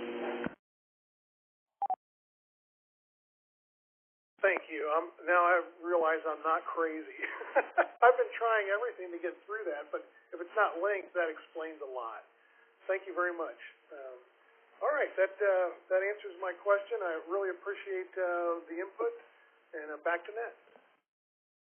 Hey, real quick, Arlie, before you jump out, your audio level is low. Your signal's great, but your audio level's quite a bit low. So I don't know if you've got a mic gain on the radio you're operating on, or maybe you just talk a little closer to it or whatnot. But anyway, that's the issue we're having with it. Anyway, I'll let you have it back. K5BZI. Thanks for that input. I think there is a gain setting on the microphone, and I probably do have it low. I will make an adjustment to it and see if it makes a difference. I won't do it now here, but I have a friend I can go back and forth with and check. Thank you. X5Z, back to Net. All right, anybody else have anything for Arlie tonight?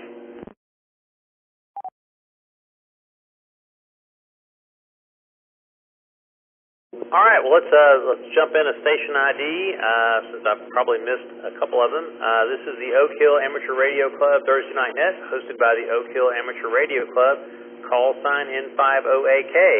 And let's go into our second round of regular check-ins. Come on down now with your name and call sign. Really appreciate that call sign, slow and in phonetics, so my slow brain can type it. Go ahead. This is Whiskey Zulu 5, Bravo Sierra, Rusty, South Dallas. Kilo 5 Tango Radio, George. This is KI5 NOK, Kilo India 5, November Lima Kilo, Anderson and Manchek. This is Whiskey 5, Golf Charlie Hotel, W5GCH, Ron and Driftwood. This is Kilo India 5, Yankee Lima Whiskey Sierra, Sierra Uniform, Cody and Ed Colleen, in Fort Caldwell Cody. County.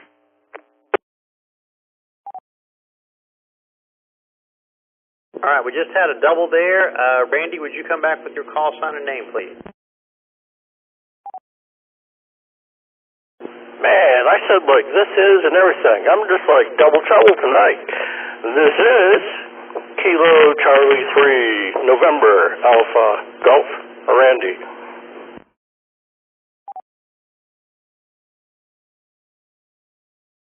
This is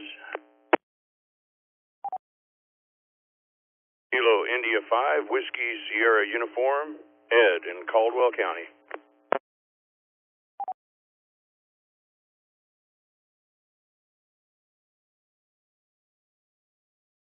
This is Ray, Kilo 5, Bravo, Zulu, India, coming at you from South Austin, Texas.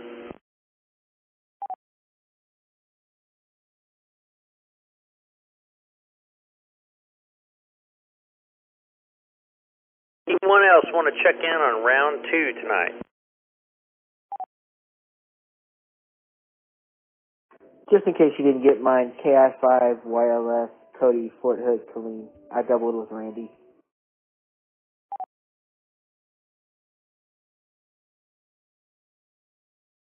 Okay, anybody else? Regular check-in, round 2.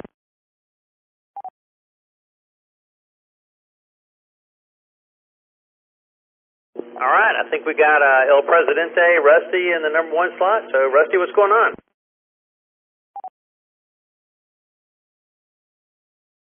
Hey, man, everybody on the net.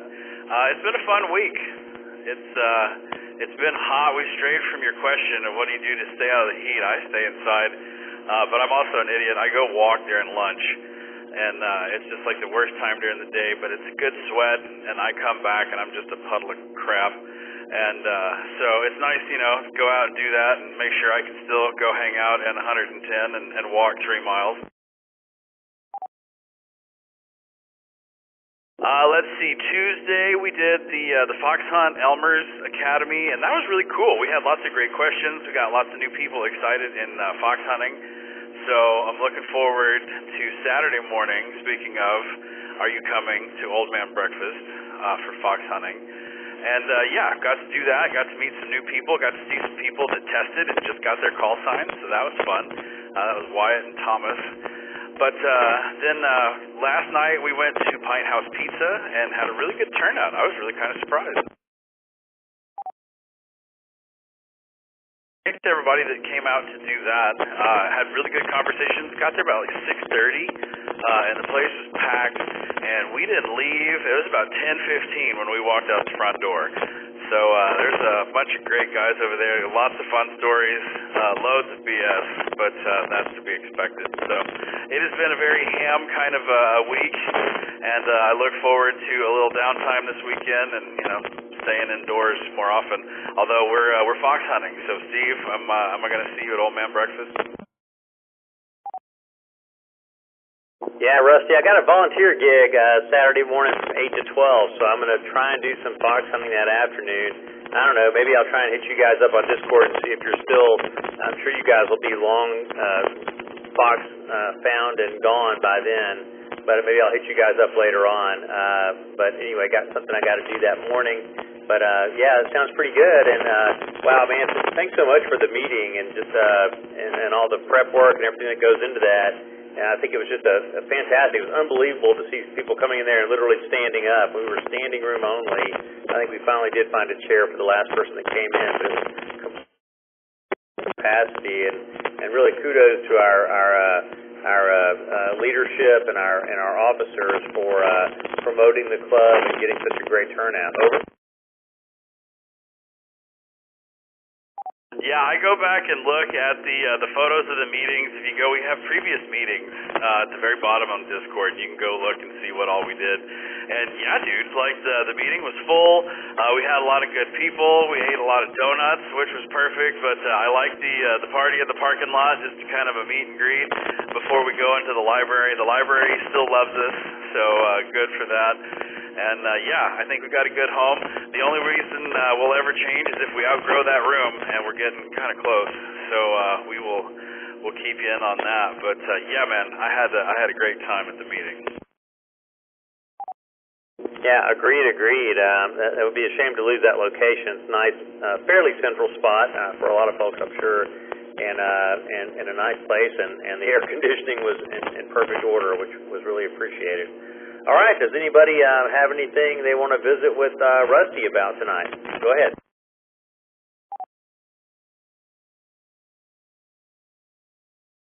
KF5YLS. Go ahead, Cody. Just wanted to say, hey, Rusty, it's been a little bit since we talked, a few days since last met, Thursday night net. But figured I'd check in. I'm going to check in later on, but I figured I'd say hi to you personally and remind you that the Cowboys are still on top, no matter what you say.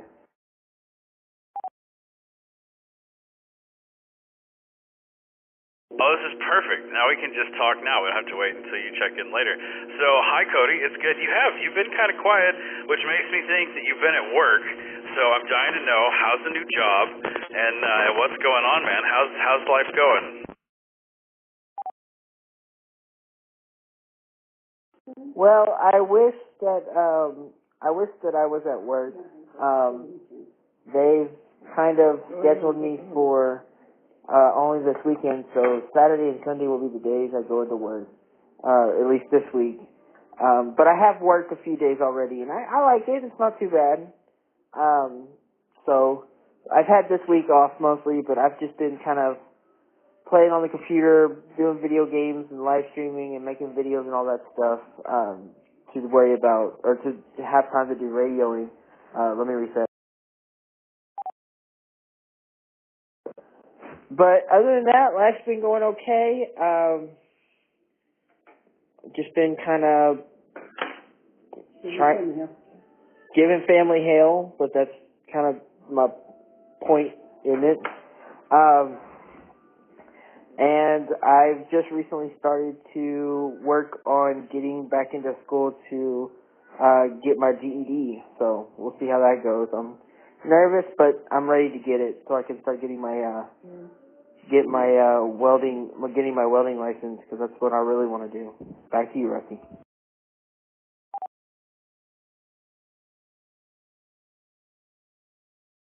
Oh, it's good to hear things are moving up, man. That's awesome. And just remember, the harder you work on Saturday and Sunday, the more days they'll invite you to come work. So, prove yourself every day, and you will be rewarded. And good luck on school, man. I got all the faith in the world in you. You can totally do this. WZ5BBS, back to net control.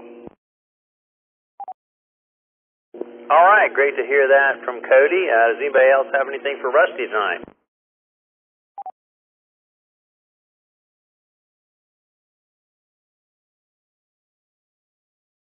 Well, okay, Rusty. Nice talking to you. And again, fantastic meeting.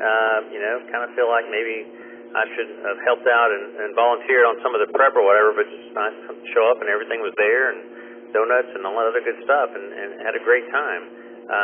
So I guess, when did you say our next meeting was? Over? The next meeting is October 21st, and we might have, it might be on location. We might be not moving, but we might be meeting somewhere else. So I will keep you all informed, but October 21st is when it is set. Cool deal. All right. Well, thanks a lot, and we'll talk to you later. Let's move on down. Next on our list, we have George, K5TR. Good evening, George. What is your call sign? Kilo India 5, Uniform Kilo Foxtrot. Okay, very good. KI5 UKF in the net, K5TR mobile. I'm just went through Oak Hill, and I'm headed to Houston this evening, so not doing too much other than driving. Although I'm thinking that after I check into the net here, sometime up the road here, maybe Bastrop or somewhere, I'll pull over and put the HF antenna on the car, so I'll have something to listen to for the next couple of hours. But other than that, not much going on. My father's been in Houston at MD Anderson for like 40 days, and he's going to come back to Austin to a rehab hospital, I think, tomorrow. I took a little break this week because my partner, she had surgery yesterday. It's all running together. The hospitals are all melding into one, so it's been a busy week here, and not much else going on. KI5 UKF and the net, K5TR mobile. Yeah, well, George, sorry to hear about your dad and your partner. Those are tough times, even to have one family person in the hospital, but to have two and be popping back and forth. I've never had that experience, but that sounds like a real challenge. I guess probably not a whole lot of time for contesting. I know there was some kind of POTA contest maybe last weekend, the weekend before, but I guess you probably haven't been doing a lot of that here lately. Over. Well, I mean, she's back home this evening, so she spent one night in the hospital. But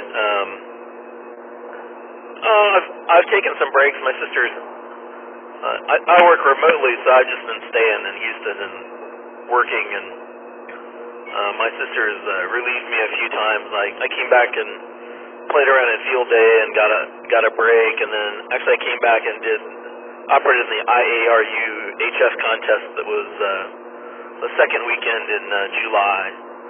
So I was back in town for that. So I've managed to get on the radio a little bit to do something different. Yeah, I had you as a contact on 20 meters on field day at the club's field day, so appreciate that. I don't know that I set any records, but again, it was fun talking to everybody, and I guess we were kind of right there in your backyard, right? Over. Oh yeah, like a mile north of me, or maybe even closer than that. All right, sounds good. Well, wish you safe travels to Houston this evening. Does anybody have anything for K5TR? George?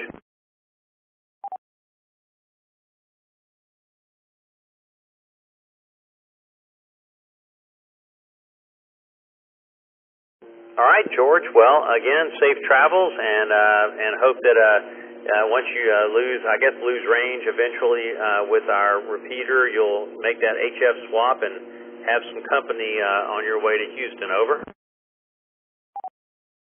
Yeah, I hope so.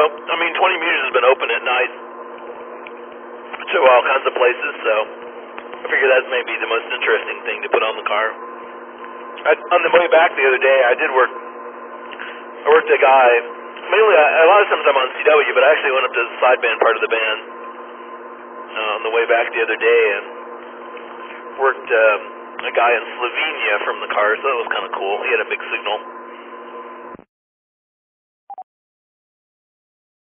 Yeah, I think that's one of my few really good DX contacts was in Slovenia. I bet it's the same guy. I don't remember the name or the call sign though, but I bet it's the same guy. Kind of curious. Are most of your contesting CW or are they phone? Well, I'm not historically. I mean, I've been doing this a long time, and historically, I've not been a very good CW operator, and I say that I'm still not a very good CW operator, even though I know that I'm probably better than a lot of the other contest CW operators. I'm not top tier, and that's why I always say I don't know the code. But I've primarily done a lot of sideband operating, so I'm much better at sideband contesting and sideband operating. So most of my contests over the years have been sideband, but I've been trying the last several years to get better at CW. So one of the reasons I'll listen to code in the car is I've been trying to improve my skills there. So it's a kind of a captive thing, and I can't sit here and just listen to it. I can't write it down while I'm driving, and that's a habit I need to break. I need to learn how to copy in my head better. But I would say that the majority of my personal contacts tend to be on sideband.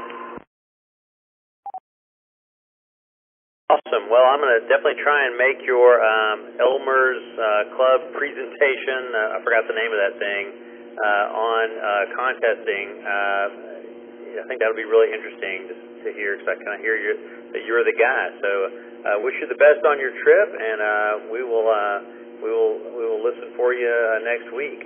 All right, well, let's move on to Anderson, KI5NLK. What's going on, Anderson?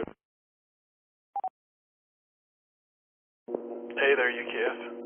KI5NLK here. Yeah, nothing's going on, just same old stuff. Been cleaning up around the house, going through old junk, and I gotta quit doing all that and hang on to the radio, because I've been slacking. I feel like all of y'all were slacking, and I'm like, man, I haven't heard y'all in forever. And I'm like, no, it was actually me. So I think I don't know. I'll be back more often. But yeah, I don't have a whole lot of stuff to add. I think I saw you at the meeting Saturday, right? So that's definitely, you're not a slacker if you're going to the meeting. That's above and beyond. So basically, cleanup has been your distraction. Over.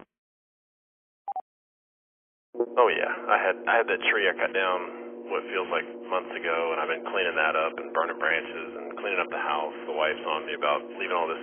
I don't know if you'll ever see my camera when I turn my camera on Discord, but I got a whole bed full of stuff that's just like shenanigans and stuff. But you're right, that meeting, you can't slack if you go to the meetings. Kudos to CBS, by the way, for he's obviously recruiting too hard because there was a ton of people. It was like a 50 people meeting, it felt like. But I jest. That is really good. There's a lot of people interested, so that's really cool. Yeah, again, the meeting was crazy. I mean, I went to the one last summer, and you know, probably less than half of that number. Good turnout. I thought it was a great turnout, but nothing like what we had Saturday. So that was just a lot of fun. I wish I could have stayed and done the after party a little bit. All right, so let's see. Does anybody have anything for Anderson tonight? KI5YLS. Go ahead, Cody.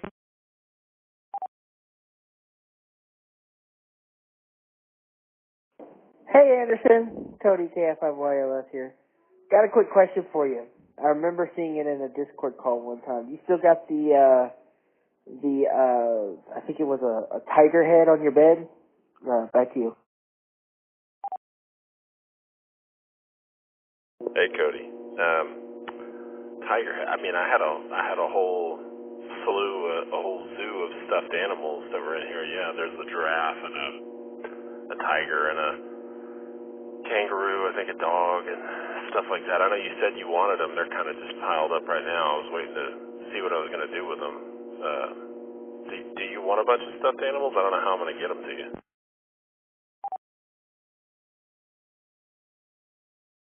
Yes, I would love to still have them because I love big animal stuff like that. And the only way I can say to get them to me is either wait till I come to some event with Ray, or give them to Ray and then he'll get them to me through a visit or when I go visit or whatever. Alright, well don't tell Ray. I'm going to sneak over there and put him in his Radio Shack and he's going to walk in and there's going to be a bunch of stuffed animals.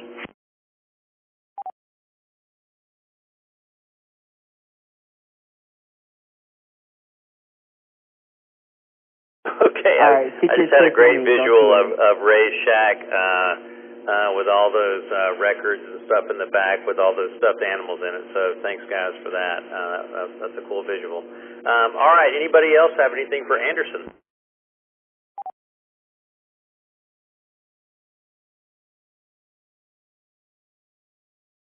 All right, Anderson, well, good to see you Saturday. Didn't really get a chance to chat. I think you and I met and talked a little bit, visited over the Winterfield Day, and looking forward to seeing you soon. Have a good week. All right, let's move on now to Ron in Driftwood. What's going on, Ron?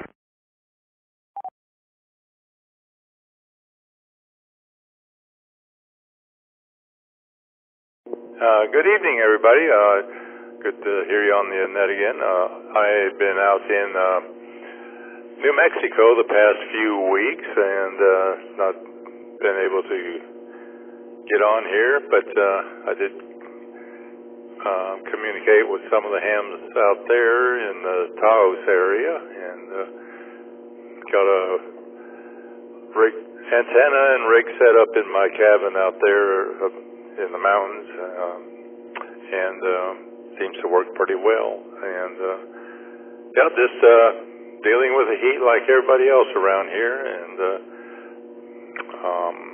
not much else going on.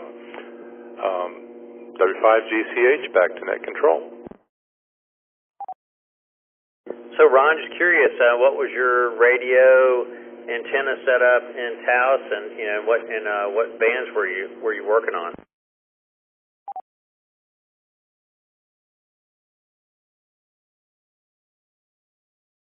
So I had a little 20-watt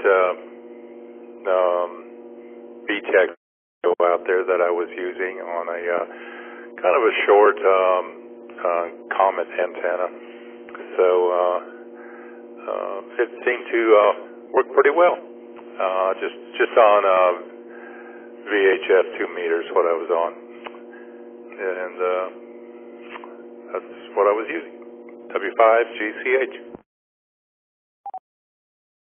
Gotcha. Sounds pretty interesting. I was kind of curious as to what HF might be like out of that part of New Mexico, especially kind of up in some of the taller places. All right, cool. Anybody got anything for Ron tonight?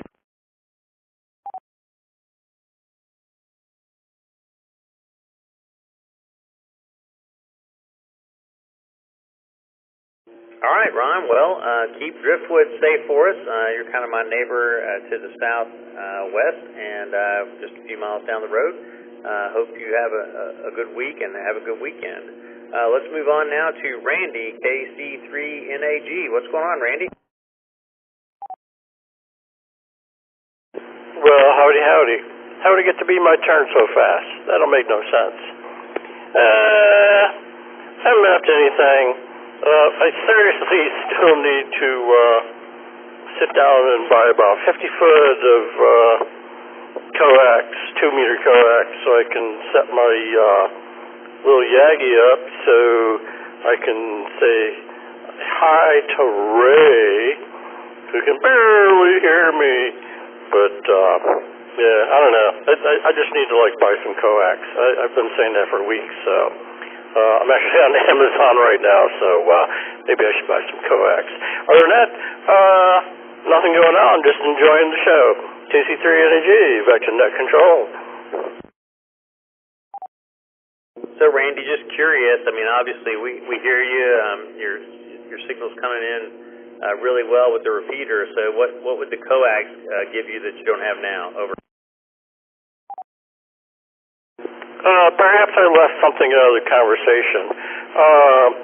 I built a 2-meter 440 Yagi out of my neighbor's trash pile, old school TV antenna, and basically it's for Southside Simplex. I left the Simplex out. Says, yeah, I can hit Ray here with no problems, but Simplex? There's a fun game. So it's kind of my idea of fox hunting from my house. So I just need to buy some more. I just need to buy some coax so I can get the antenna off. KC3NAG, back to net control. Yeah, totally gotcha. Yeah, the last time I played the 555 game on Tuesday, and I'm in, East Dripping Springs, so pretty close to everybody that's kind of on the south side. Yeah, I'm not getting out a whole lot, as I'm just, operating off of a J-pole, kind of hanging up from a ceiling fan in my home office. So totally understand. All right, does anybody have anything for Randy tonight?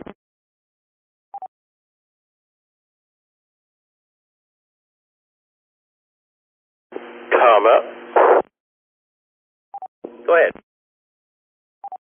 Yeah, man. I'm not sure it's real cool to have the antenna kind of that close to you. It allegedly causes eye damage, and the FCC has actually sent out a statement where you're supposed to calculate what RF you may be getting back to you, or floating around in the air. So I don't know, you might want to think about that, man. I have a Slim Gem, which is actually a J-pole. It's about 30 foot up in a tree. I usually dump 50 watts into it, but I think I'm running 20 right now. So hey, I got nothing against J-poles, man. Yeah, I'm down to 20 watts. So I mean, yeah, probably still. You're right. No question about it.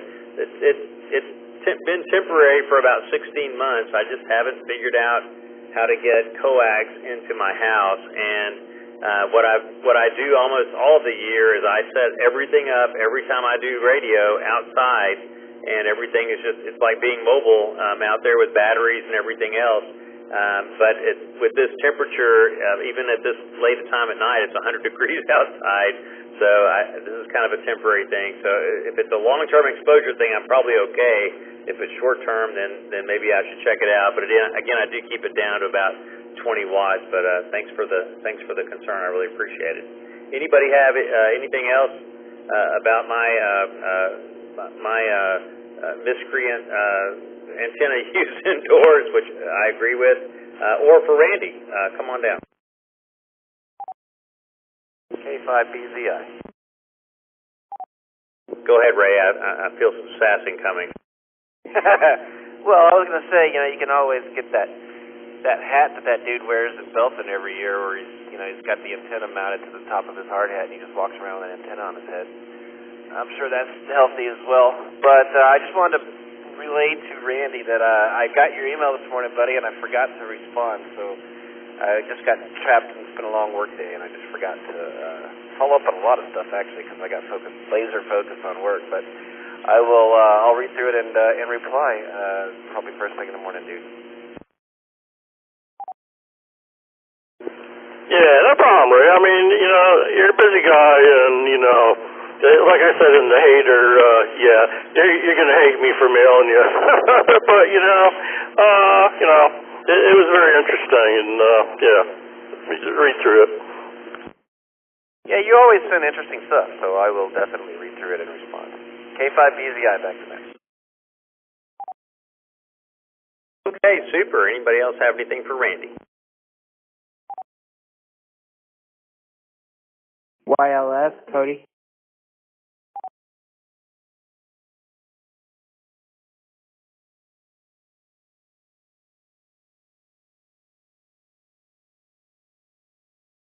KI5 YLS.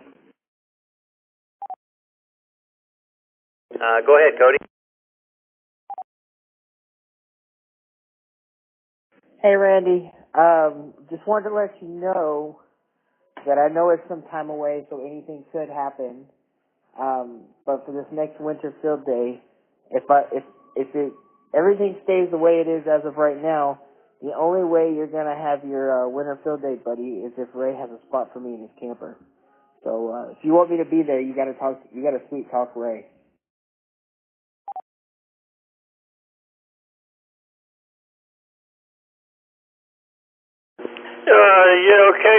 Yellow liver spots. Kind of didn't catch the last tiny little bit, but I got no problem being in the camper with you, my little sleep buddy. And like I said before, I'll bring one of my HF radios and we can throw an antenna up and show Ray how it's really done.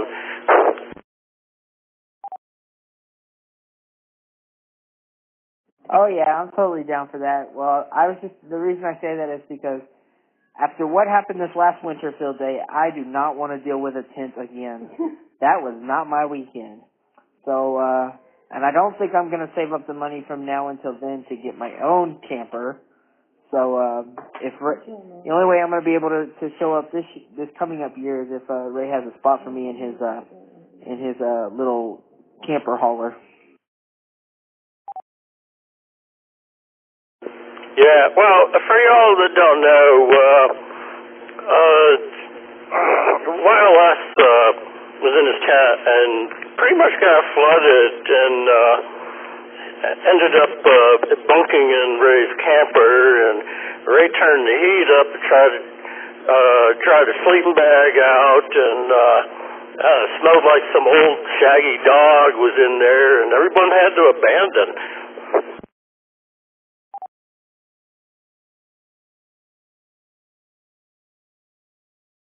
Yeah, that was my fault. I wasn't expecting Mother Nature to just kind of drizzle everywhere and get all my stuff wet. So yeah, we had to lay my sleeping bag and all that out in the camper to get it to dry up. And of course, that rain getting dried up, it smelled up the camper, like Randy was saying. So yeah, so that was my fault. I take responsibility for that. But yeah, it was nice talking to you, Randy, and back to net. One last quick comment. Go ahead. Yeah. Hey, Cody. Speaking of welding, I know a lot about welding, man. So, you got any questions? Email me, okay? KC3Energy, back to net.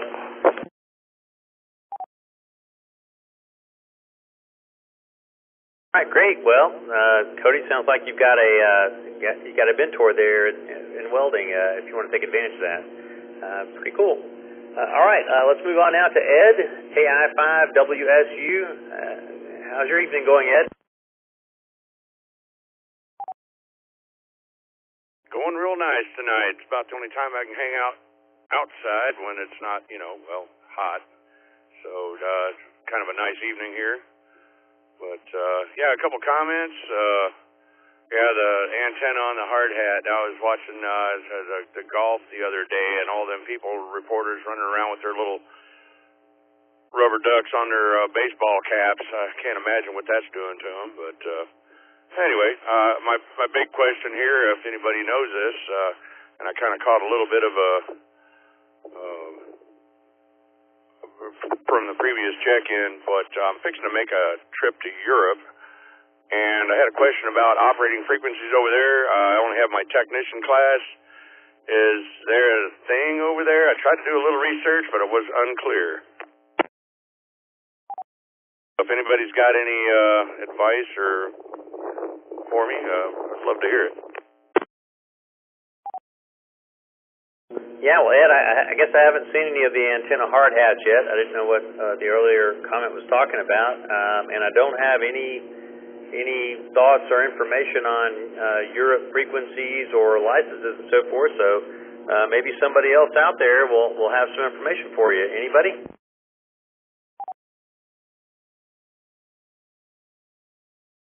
K5TR. Go ahead, George. So, as far as licensing goes, what you want to look up is the CEPT. Most of Europe is covered by that, so you can pretty much operate anywhere. I'm assuming that for it, I don't know about a technician, if that's also accepted, but you should be able to go to the ARRL website. They have a pretty good section on foreign operating and foreign licensing. But look up CEPT ham radio, and that should get you started. As far as frequencies, probably depends a little bit on what country.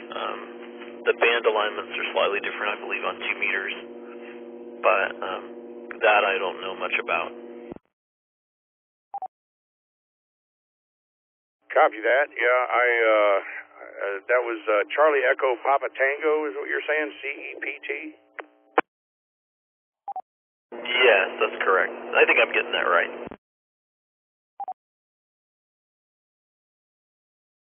Well, I appreciate the info, and I'll look more into that. Like I said, I did a little bit of research, and I guess from what I found at this point, that the frequencies available are mostly in the general class, or you almost have to have a general class, but I mean, we're talking Europe, so I'm a little fuzzy on all that.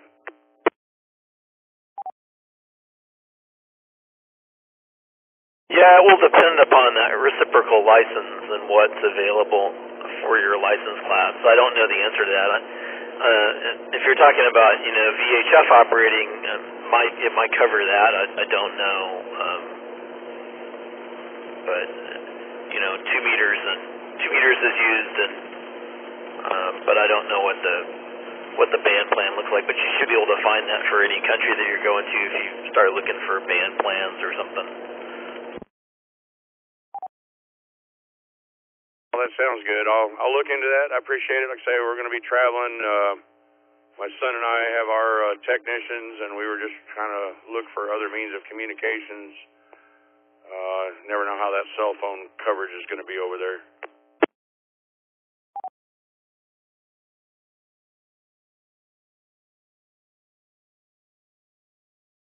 Well, all right. Well, good luck on your trip, and congratulations for escaping This is KI5WSU. Does anybody else have anything else for Ed tonight?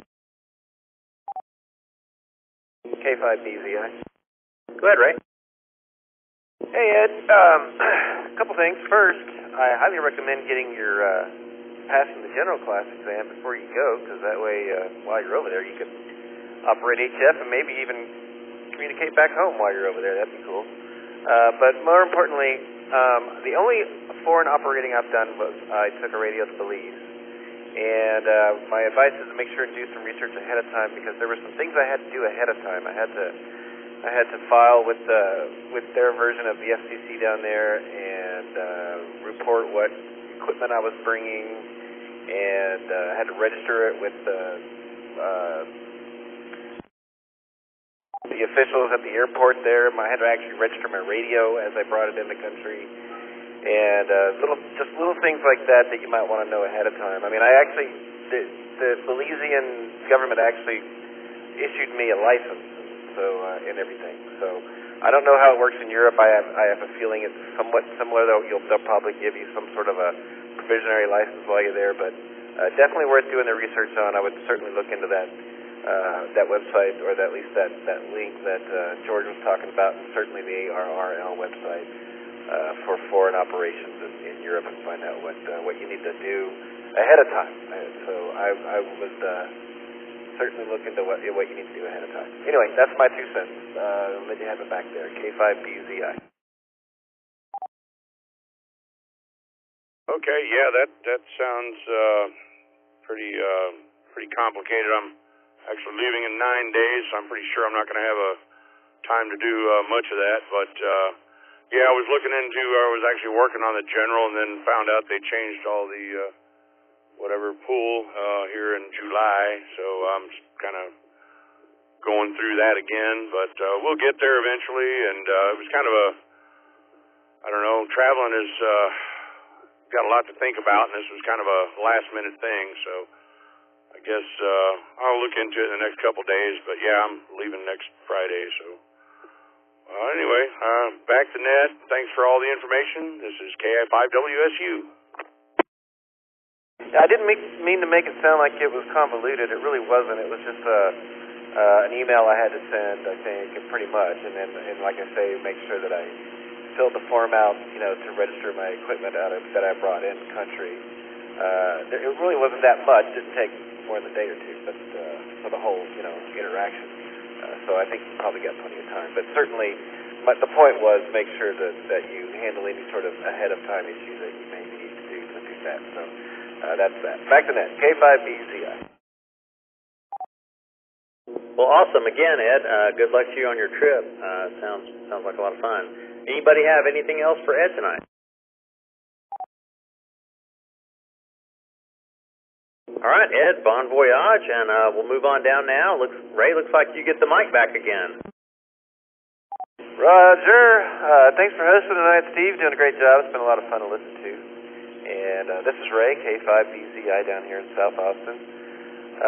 Struggling with the heat with my allergies, man. Usually I have some really troublesome allergies in August, and they seem to have crept upon me early this year. So probably the heat has a lot to do with that. So that's what I'm doing to deal with the heat. I'm getting allergy sick. But anyhow, good time last night at Pete's Place. It was sure fun to meet everybody and hang out with some folks that I had not had an opportunity to meet, or at least had just met on Saturday anyway. And on that note, kudos to the club and to Rusty for what he's doing as president, and to all the people who showed up for the meeting on Saturday. Kudos to all those folks. It was a really, really great meeting, and it's good to see the club growing and all we're doing. The testing sessions and everything with Philip, I mean, it's just really amazing. It's a really good and fun to be a part of. As far as radio with me this week,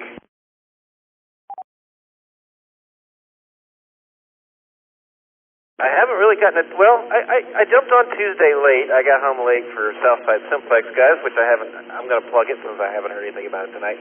Guys, if you've got FM on your 2-meter radio and you can hear my voice, which everybody on the net can, you should try to join us on Tuesday nights at 8 p.m.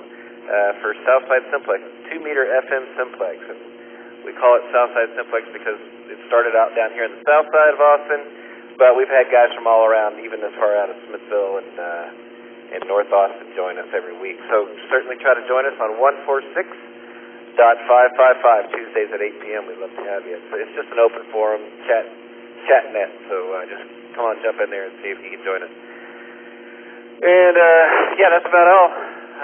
Just the social events, the club meeting, and Tuesday night I was on. And that's about my story for this week. This is K5BZI, back to net. Man, bummer to hear about the allergies. Yeah, I guess, totally my fault. I'm not good about checking the club's calendar. Didn't realize that we had an event last night. That sounds like a really, really cool deal. That spot's like less than a mile from my office, and I was actually working in the office last night. So that would have been cool. Just not very organized.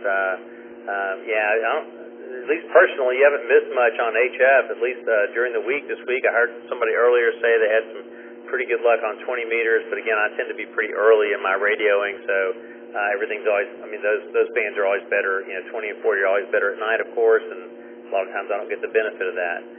So anyway, good hearing from you, Ray. Anybody have anything, want to talk to Ray tonight? W5GCH. Go ahead.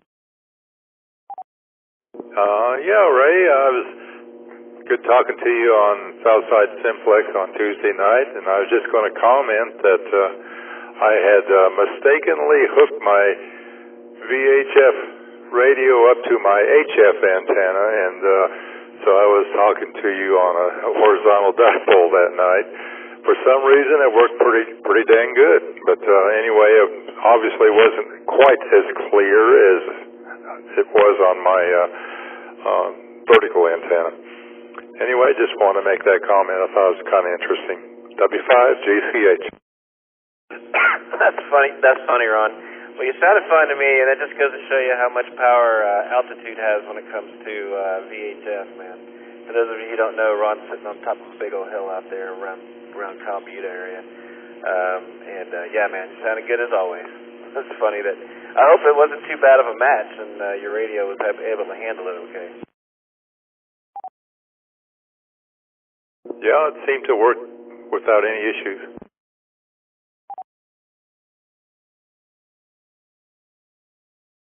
All right. Anybody else have anything for Ray? KC3 NAG. Go ahead. Hey, Ray. My aunt in Myrtle Beach sent my mom a thing that said you had some hawks near your neighborhood that were attacking the mailman, and you really need to keep your birds in the cage, man. Okay? I mean, it's a real thing, though. The post, they won't deliver the mail. There's hawks attacking my mailman? What? I haven't heard about this. Yeah. It's down in South Austin. It's not too far from you. I can't remember the cross streets my mom said. I'll have to Google it and find out. That's funny. I did scare something out of a tree last night, but at first I thought it was an owl, but it didn't really. As it was flying away, it really didn't look much like an owl, so maybe that's what it was. Well, hawks aren't out at night, so yeah, it'd be more like an owl, squirrel, possum, armadillo, raccoon. Well, I know we do have peregrine falcons in this city, and they are beautiful when you see them sitting on top of a light post. That is super cool because, I know all about hawks and falcons, and I actually had a hawk at one time myself because my brother actually had a license, and I had to keep his hawk for the summer. He was still in school, whatnot, college. He's like, "Can you keep my hawk for the summer?" And I'm like, "Oh yeah," and I was living in the city, and I'd take it out and let it fly, and show the kids and stuff. Oh, well, that's cool.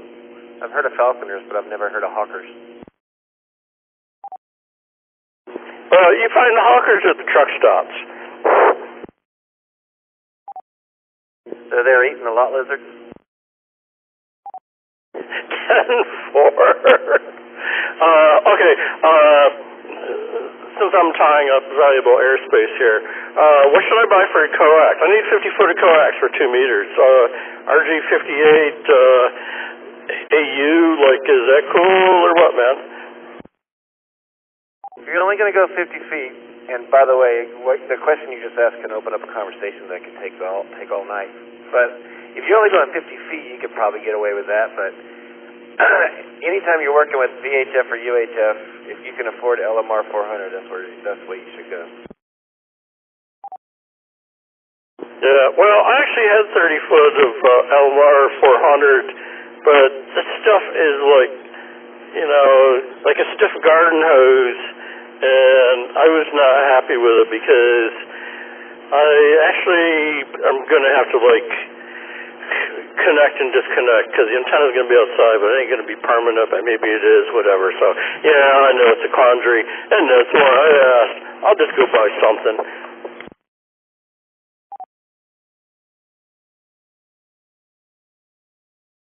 Yeah, Roger. Well, good luck.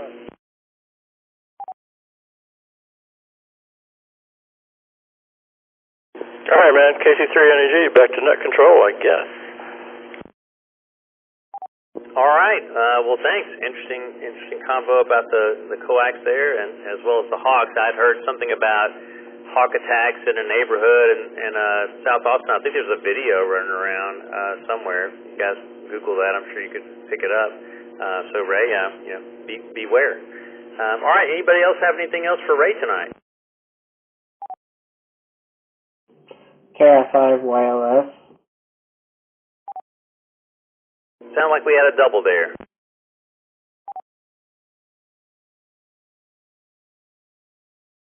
Sound like it was R. Lee and Cody. Which one you want to go first? Go ahead, Cody. Hey, my great uncle, my wonderful uncle. I don't know how many compliments I have to give you to get this answer out of you, but I have two questions about my antenna.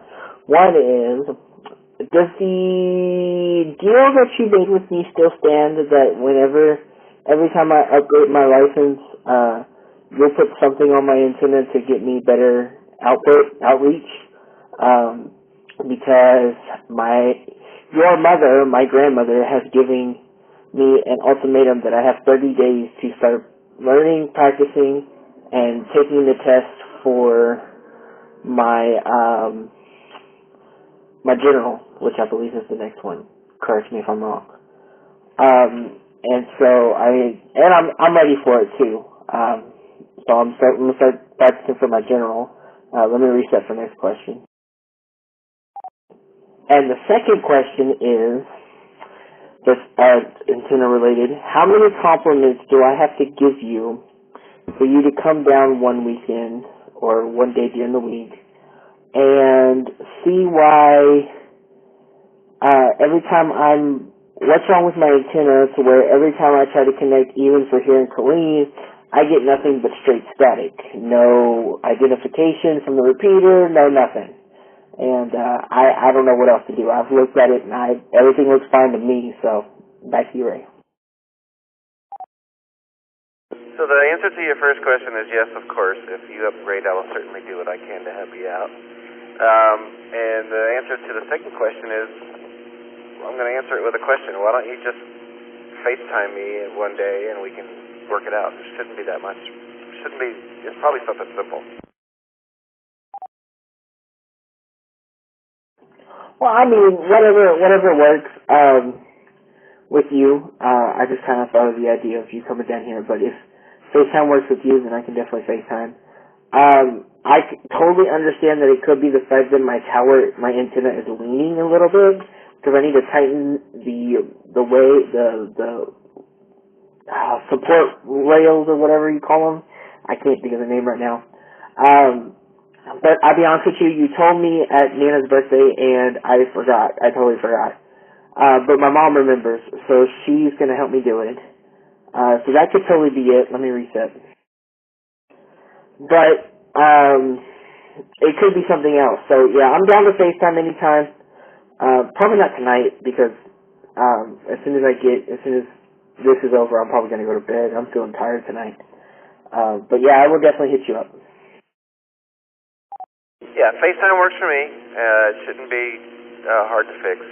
I'm sure it's something simple. And if it's leaning a little bit, that's not going to cause it to not work.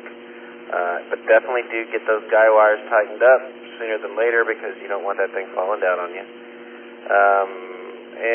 Yeah, just let me know when you'd like to FaceTime. During the day, probably be best, so we have some daylight outside. But anyway, good luck with it, and I will keep my ears open for you. Back to net, K5BZI. All right, anyone else have anything? That's right, we had a double with Cody, so whatever station was doubling with Cody, come on through. This is Arlie, WX5Z. First off, I did find my mic level was low from earlier, so I was able to bring that up, so I hope I'm coming through clear. Second, I wanted to make a comment for the gentleman that was asking about coax. There's a Texas company, ABR Industries, and Alpha Bravo Romeo. Their website is Alpha Bravo Romeo Indigo November Delta, ABRIND.com. And those guys are really smart with coax. They're a Texas-based company. They have an LMR 400 equivalent and a lot of other stuff that's more flexible than what you get from Times Microwave. So I thought I'd mention that. Thank you. Back to Ned. All right. Well, thanks for that. Thanks for that input, Arlie. We appreciate that. Anybody else have anything for Ray?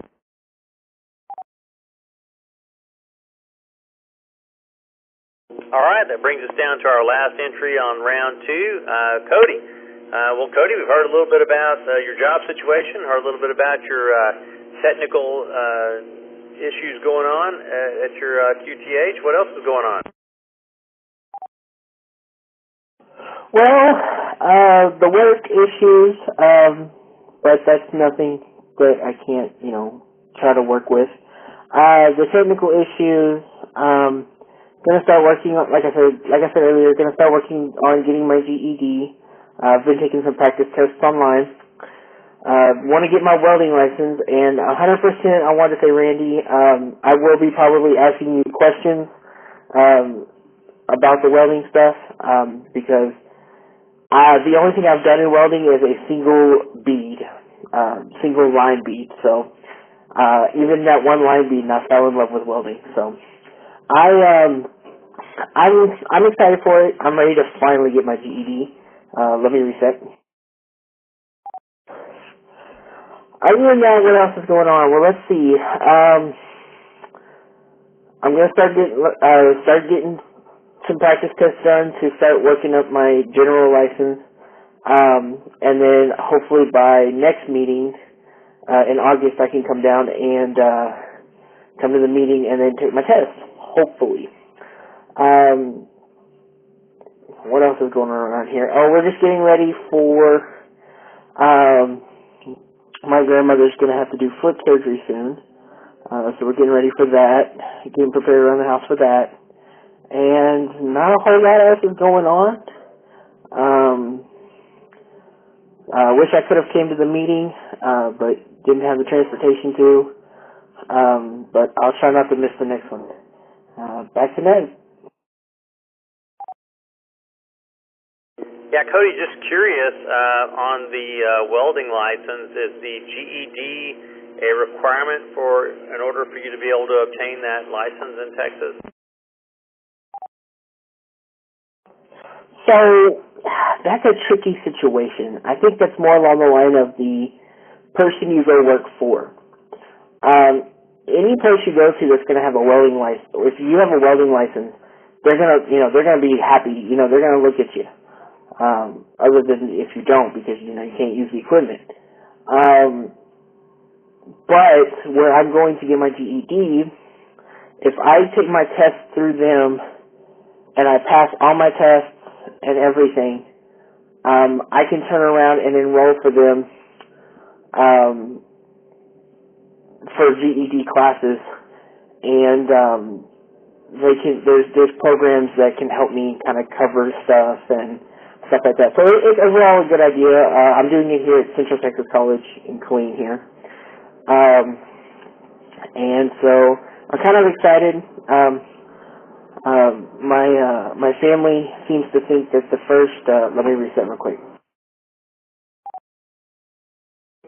You're never gonna have me catch the repeater out of time. my family keeps telling me that the first time I see a welding paycheck, I'm not going to think about any other kind of job.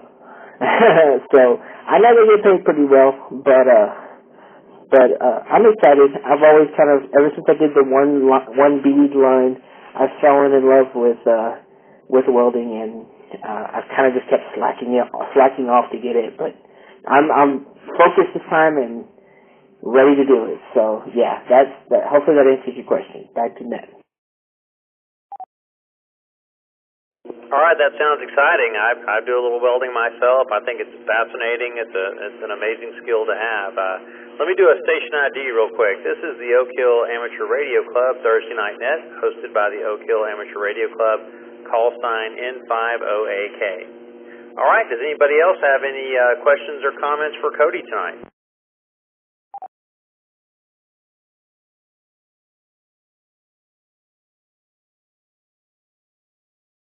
All right, great. Well, Cody, good luck this week, and hope you make some progress toward your goals. I think that sounds like you've got a pretty good, solid plan there.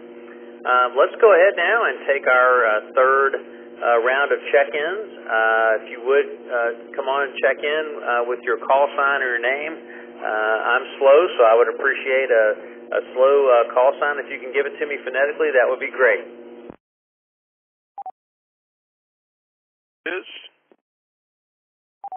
Alpha India 5, Oscar Sierra, Justin in North Austin.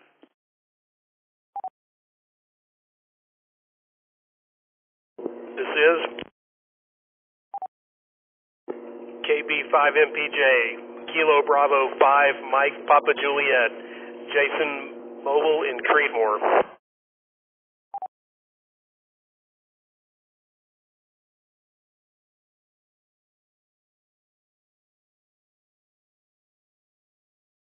Anyone else want to join us for a check-in?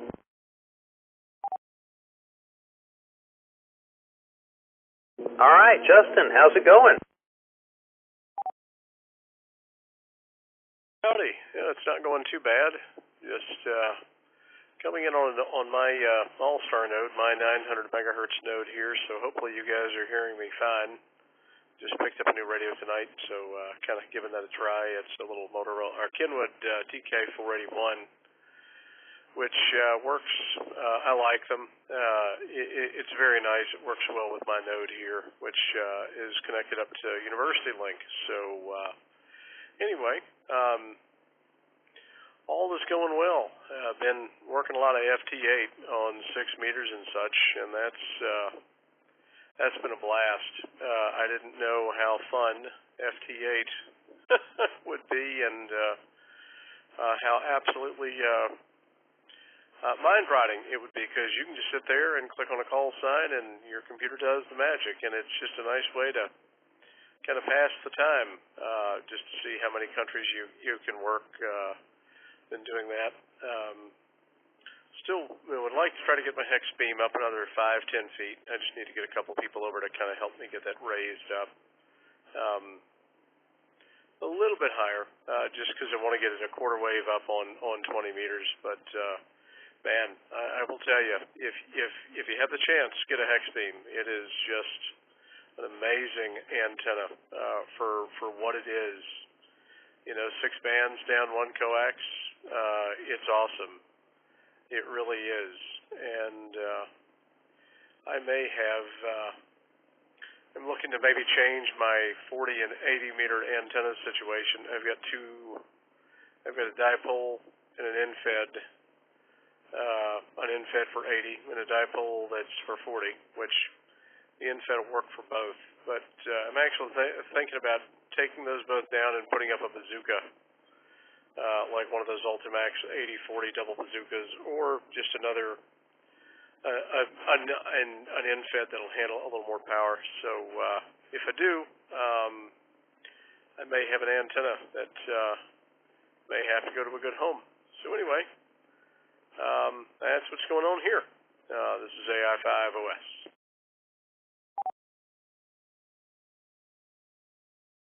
Well, Justin, as far as your signal report, you're coming along really strong. A little bit of tiny buzz as some of the signals have tonight with me. So I don't know if that's indicative of what the process you're using, but no problem whatsoever copying all of your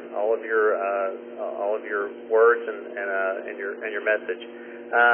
Yeah, the FTA, the digital, kind of an interesting thing. I'm not quite there yet. I've got a radio, a 991A that'll do that stuff pretty easy, I'm told. But not quite there yet. You're now working on all my retirement antennas, and I only say that because I can't have them in my HOA. But as soon as I retire, I'm getting the hell out of here and getting someplace where I can do whatever I want. But yeah, that's definitely. As I continue to hear more and more anecdotally about antennas, the hex beams sound great. All right, so does anybody have anything else for Justin tonight?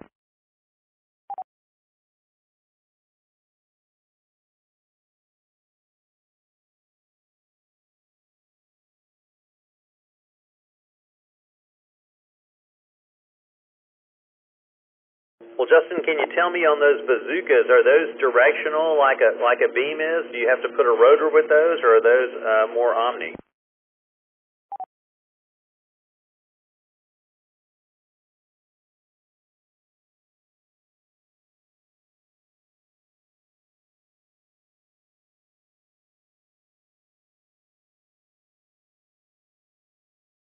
Yeah, this is net control. Let me do a radio check. Make sure am I being received?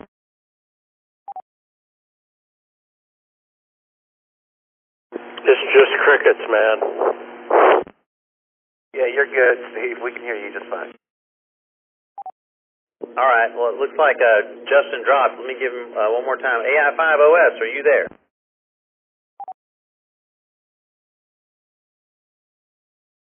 All right. Well, if he comes back, I hope he'll jump back in, and we'll finish our conversation with him. For now, let's talk to Jason in Creedmoor. What's going on, Jason?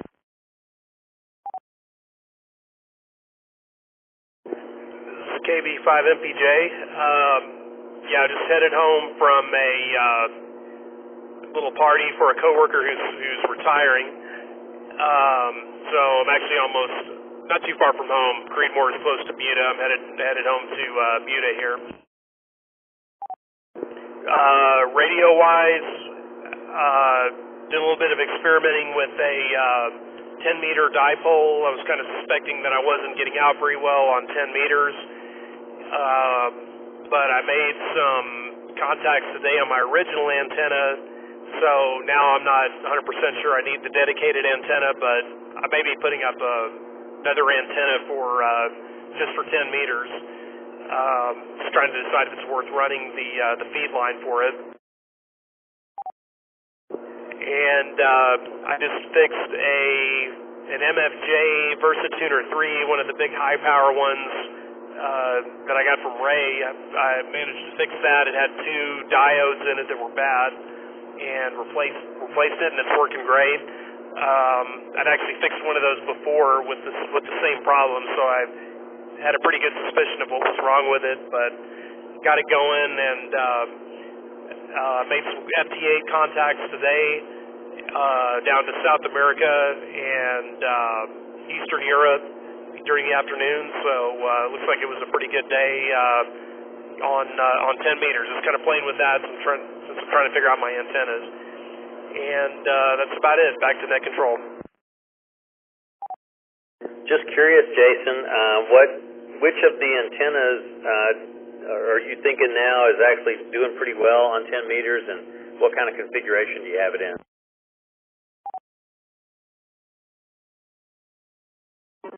So it's an 80-meter end-fed half wave.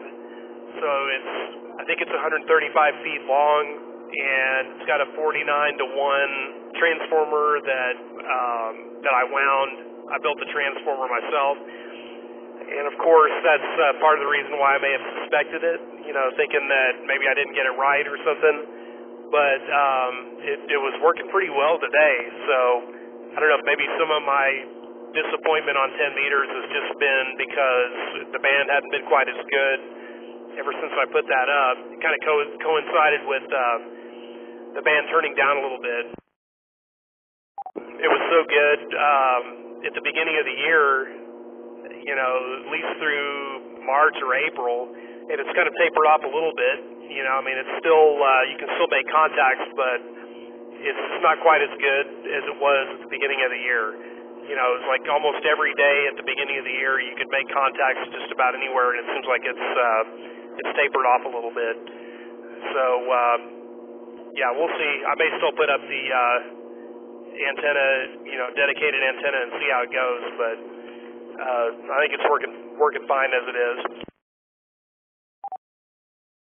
All right, that's great. Yeah, I mean, I guess, you know, again, just a year or so into the ham radio, and you know, so I spent a lot of time on 20, you know, learning phone on that, and doing a little bit of 40 and so forth at night. So I really just started trying to do 10 meters, you know, this spring, and my experience has not been the same as everybody else's. Kind of always figured out what I'm doing wrong, but then I'll have some weekend where I'm just hitting, you know, these huge DX stations from around the world. So I know it's not equipment. I'm just not sure. I don't quite get the consistency on 10 meters other people get. You have any recommendations there?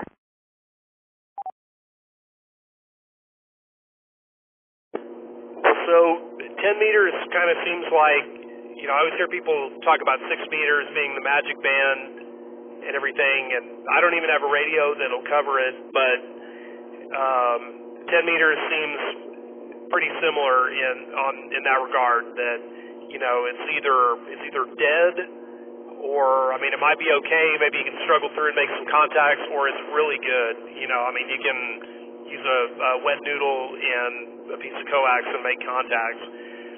So I think what kind of threw me off was I put the new antenna up just about the time it tapered off a little bit, you know, and it hadn't been quite as good as it was at the beginning of the year, because it was Magic Band, you know, from about January to April. I thought, you know, I was making contacts every single day, and you know, there almost wasn't a bad day, but it seems like it's tapered off a little bit.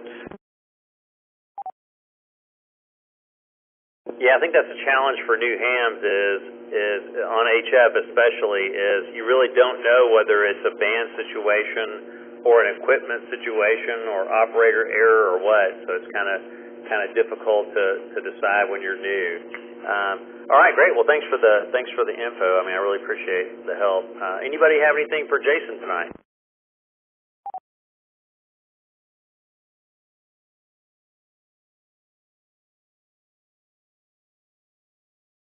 All right, Jason. Well, good luck with your new antenna structure and the changes that you're making, and running your new feed line. I hope that works out well for you, and we'll talk to you soon.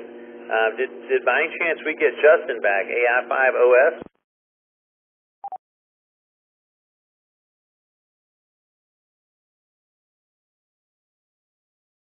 All right, well, let's do station ID. This is the Oak Hill Amateur Radio Club, Thursday Night Net, hosted by the Oak Hill Amateur Radio Club, call sign N50AK. Let's go ahead and do another round of check-ins and see if we've got anybody who's joined us late here. Come on down with your name and your call sign.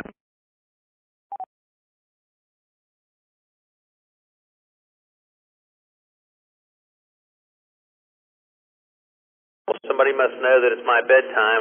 I'm a 5 a.m. Work guy, so I appreciate no more check-ins. All right, looks like we're tapering down to the end, and it's time to wrap up the net. Before I close the net, let me read you a list. Let me go through the closing paragraph here. Thanks for joining us for the Oak Hill Amateur Radio Club Thursday Night Net, a service of the Oak Hill Amateur Radio Club, call sign N50AK. We're right here every Thursday night at 8 p.m. Central. We are a nonprofit based in Austin, Texas. For more information, please visit n50ak.org, where you can read about the club, sign up for our email list, or donate to support the continued growth of amateur radio. You might also consider joining our Discord group, where we stay in touch when we are not on the radio. We would also like to thank Kyle, KA5D, for linking the University Link repeater system for this. I'm Steve, KI5UKF, calling from my QTH here in Dripping Springs, Texas. 73 to all the club members and visitors tonight, and thanks for hanging out with us. The system is now returned to regular amateur use. Great, Nat, man. Appreciate it. WZ5BBS. Go to bed. Thanks, Rusty. KI5UKF. Roger. Fun net, Steve. K5BZI. Get some sleep. Thanks, Ray. I don't mean to sound too tragic. I'm fine. I can do a couple of nights a week as late. I just can't do a bunch of them. But anyway, this is always a wonderful thing to stay up for, and a perfectly good reason to stay up for it. Enjoy talking to everybody tonight. KI5UKF.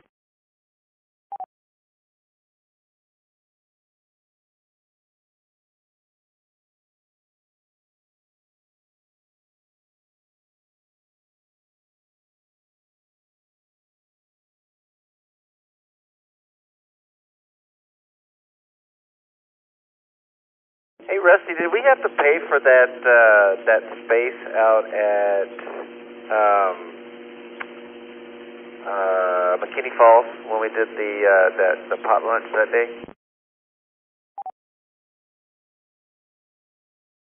Yes, but it was a good deal. Unless they've gone up, it was $250, and you have it all day, like literally all day. It's yours. So we're planning on, I'm planning on putting a potluck on once the weather isn't so horrible. So yeah, $250. Go to McKinney Falls State Park, and they'll give you all the details. I was just thinking that'd be a perfect spot for the meetings, but yeah, that's a little pricey.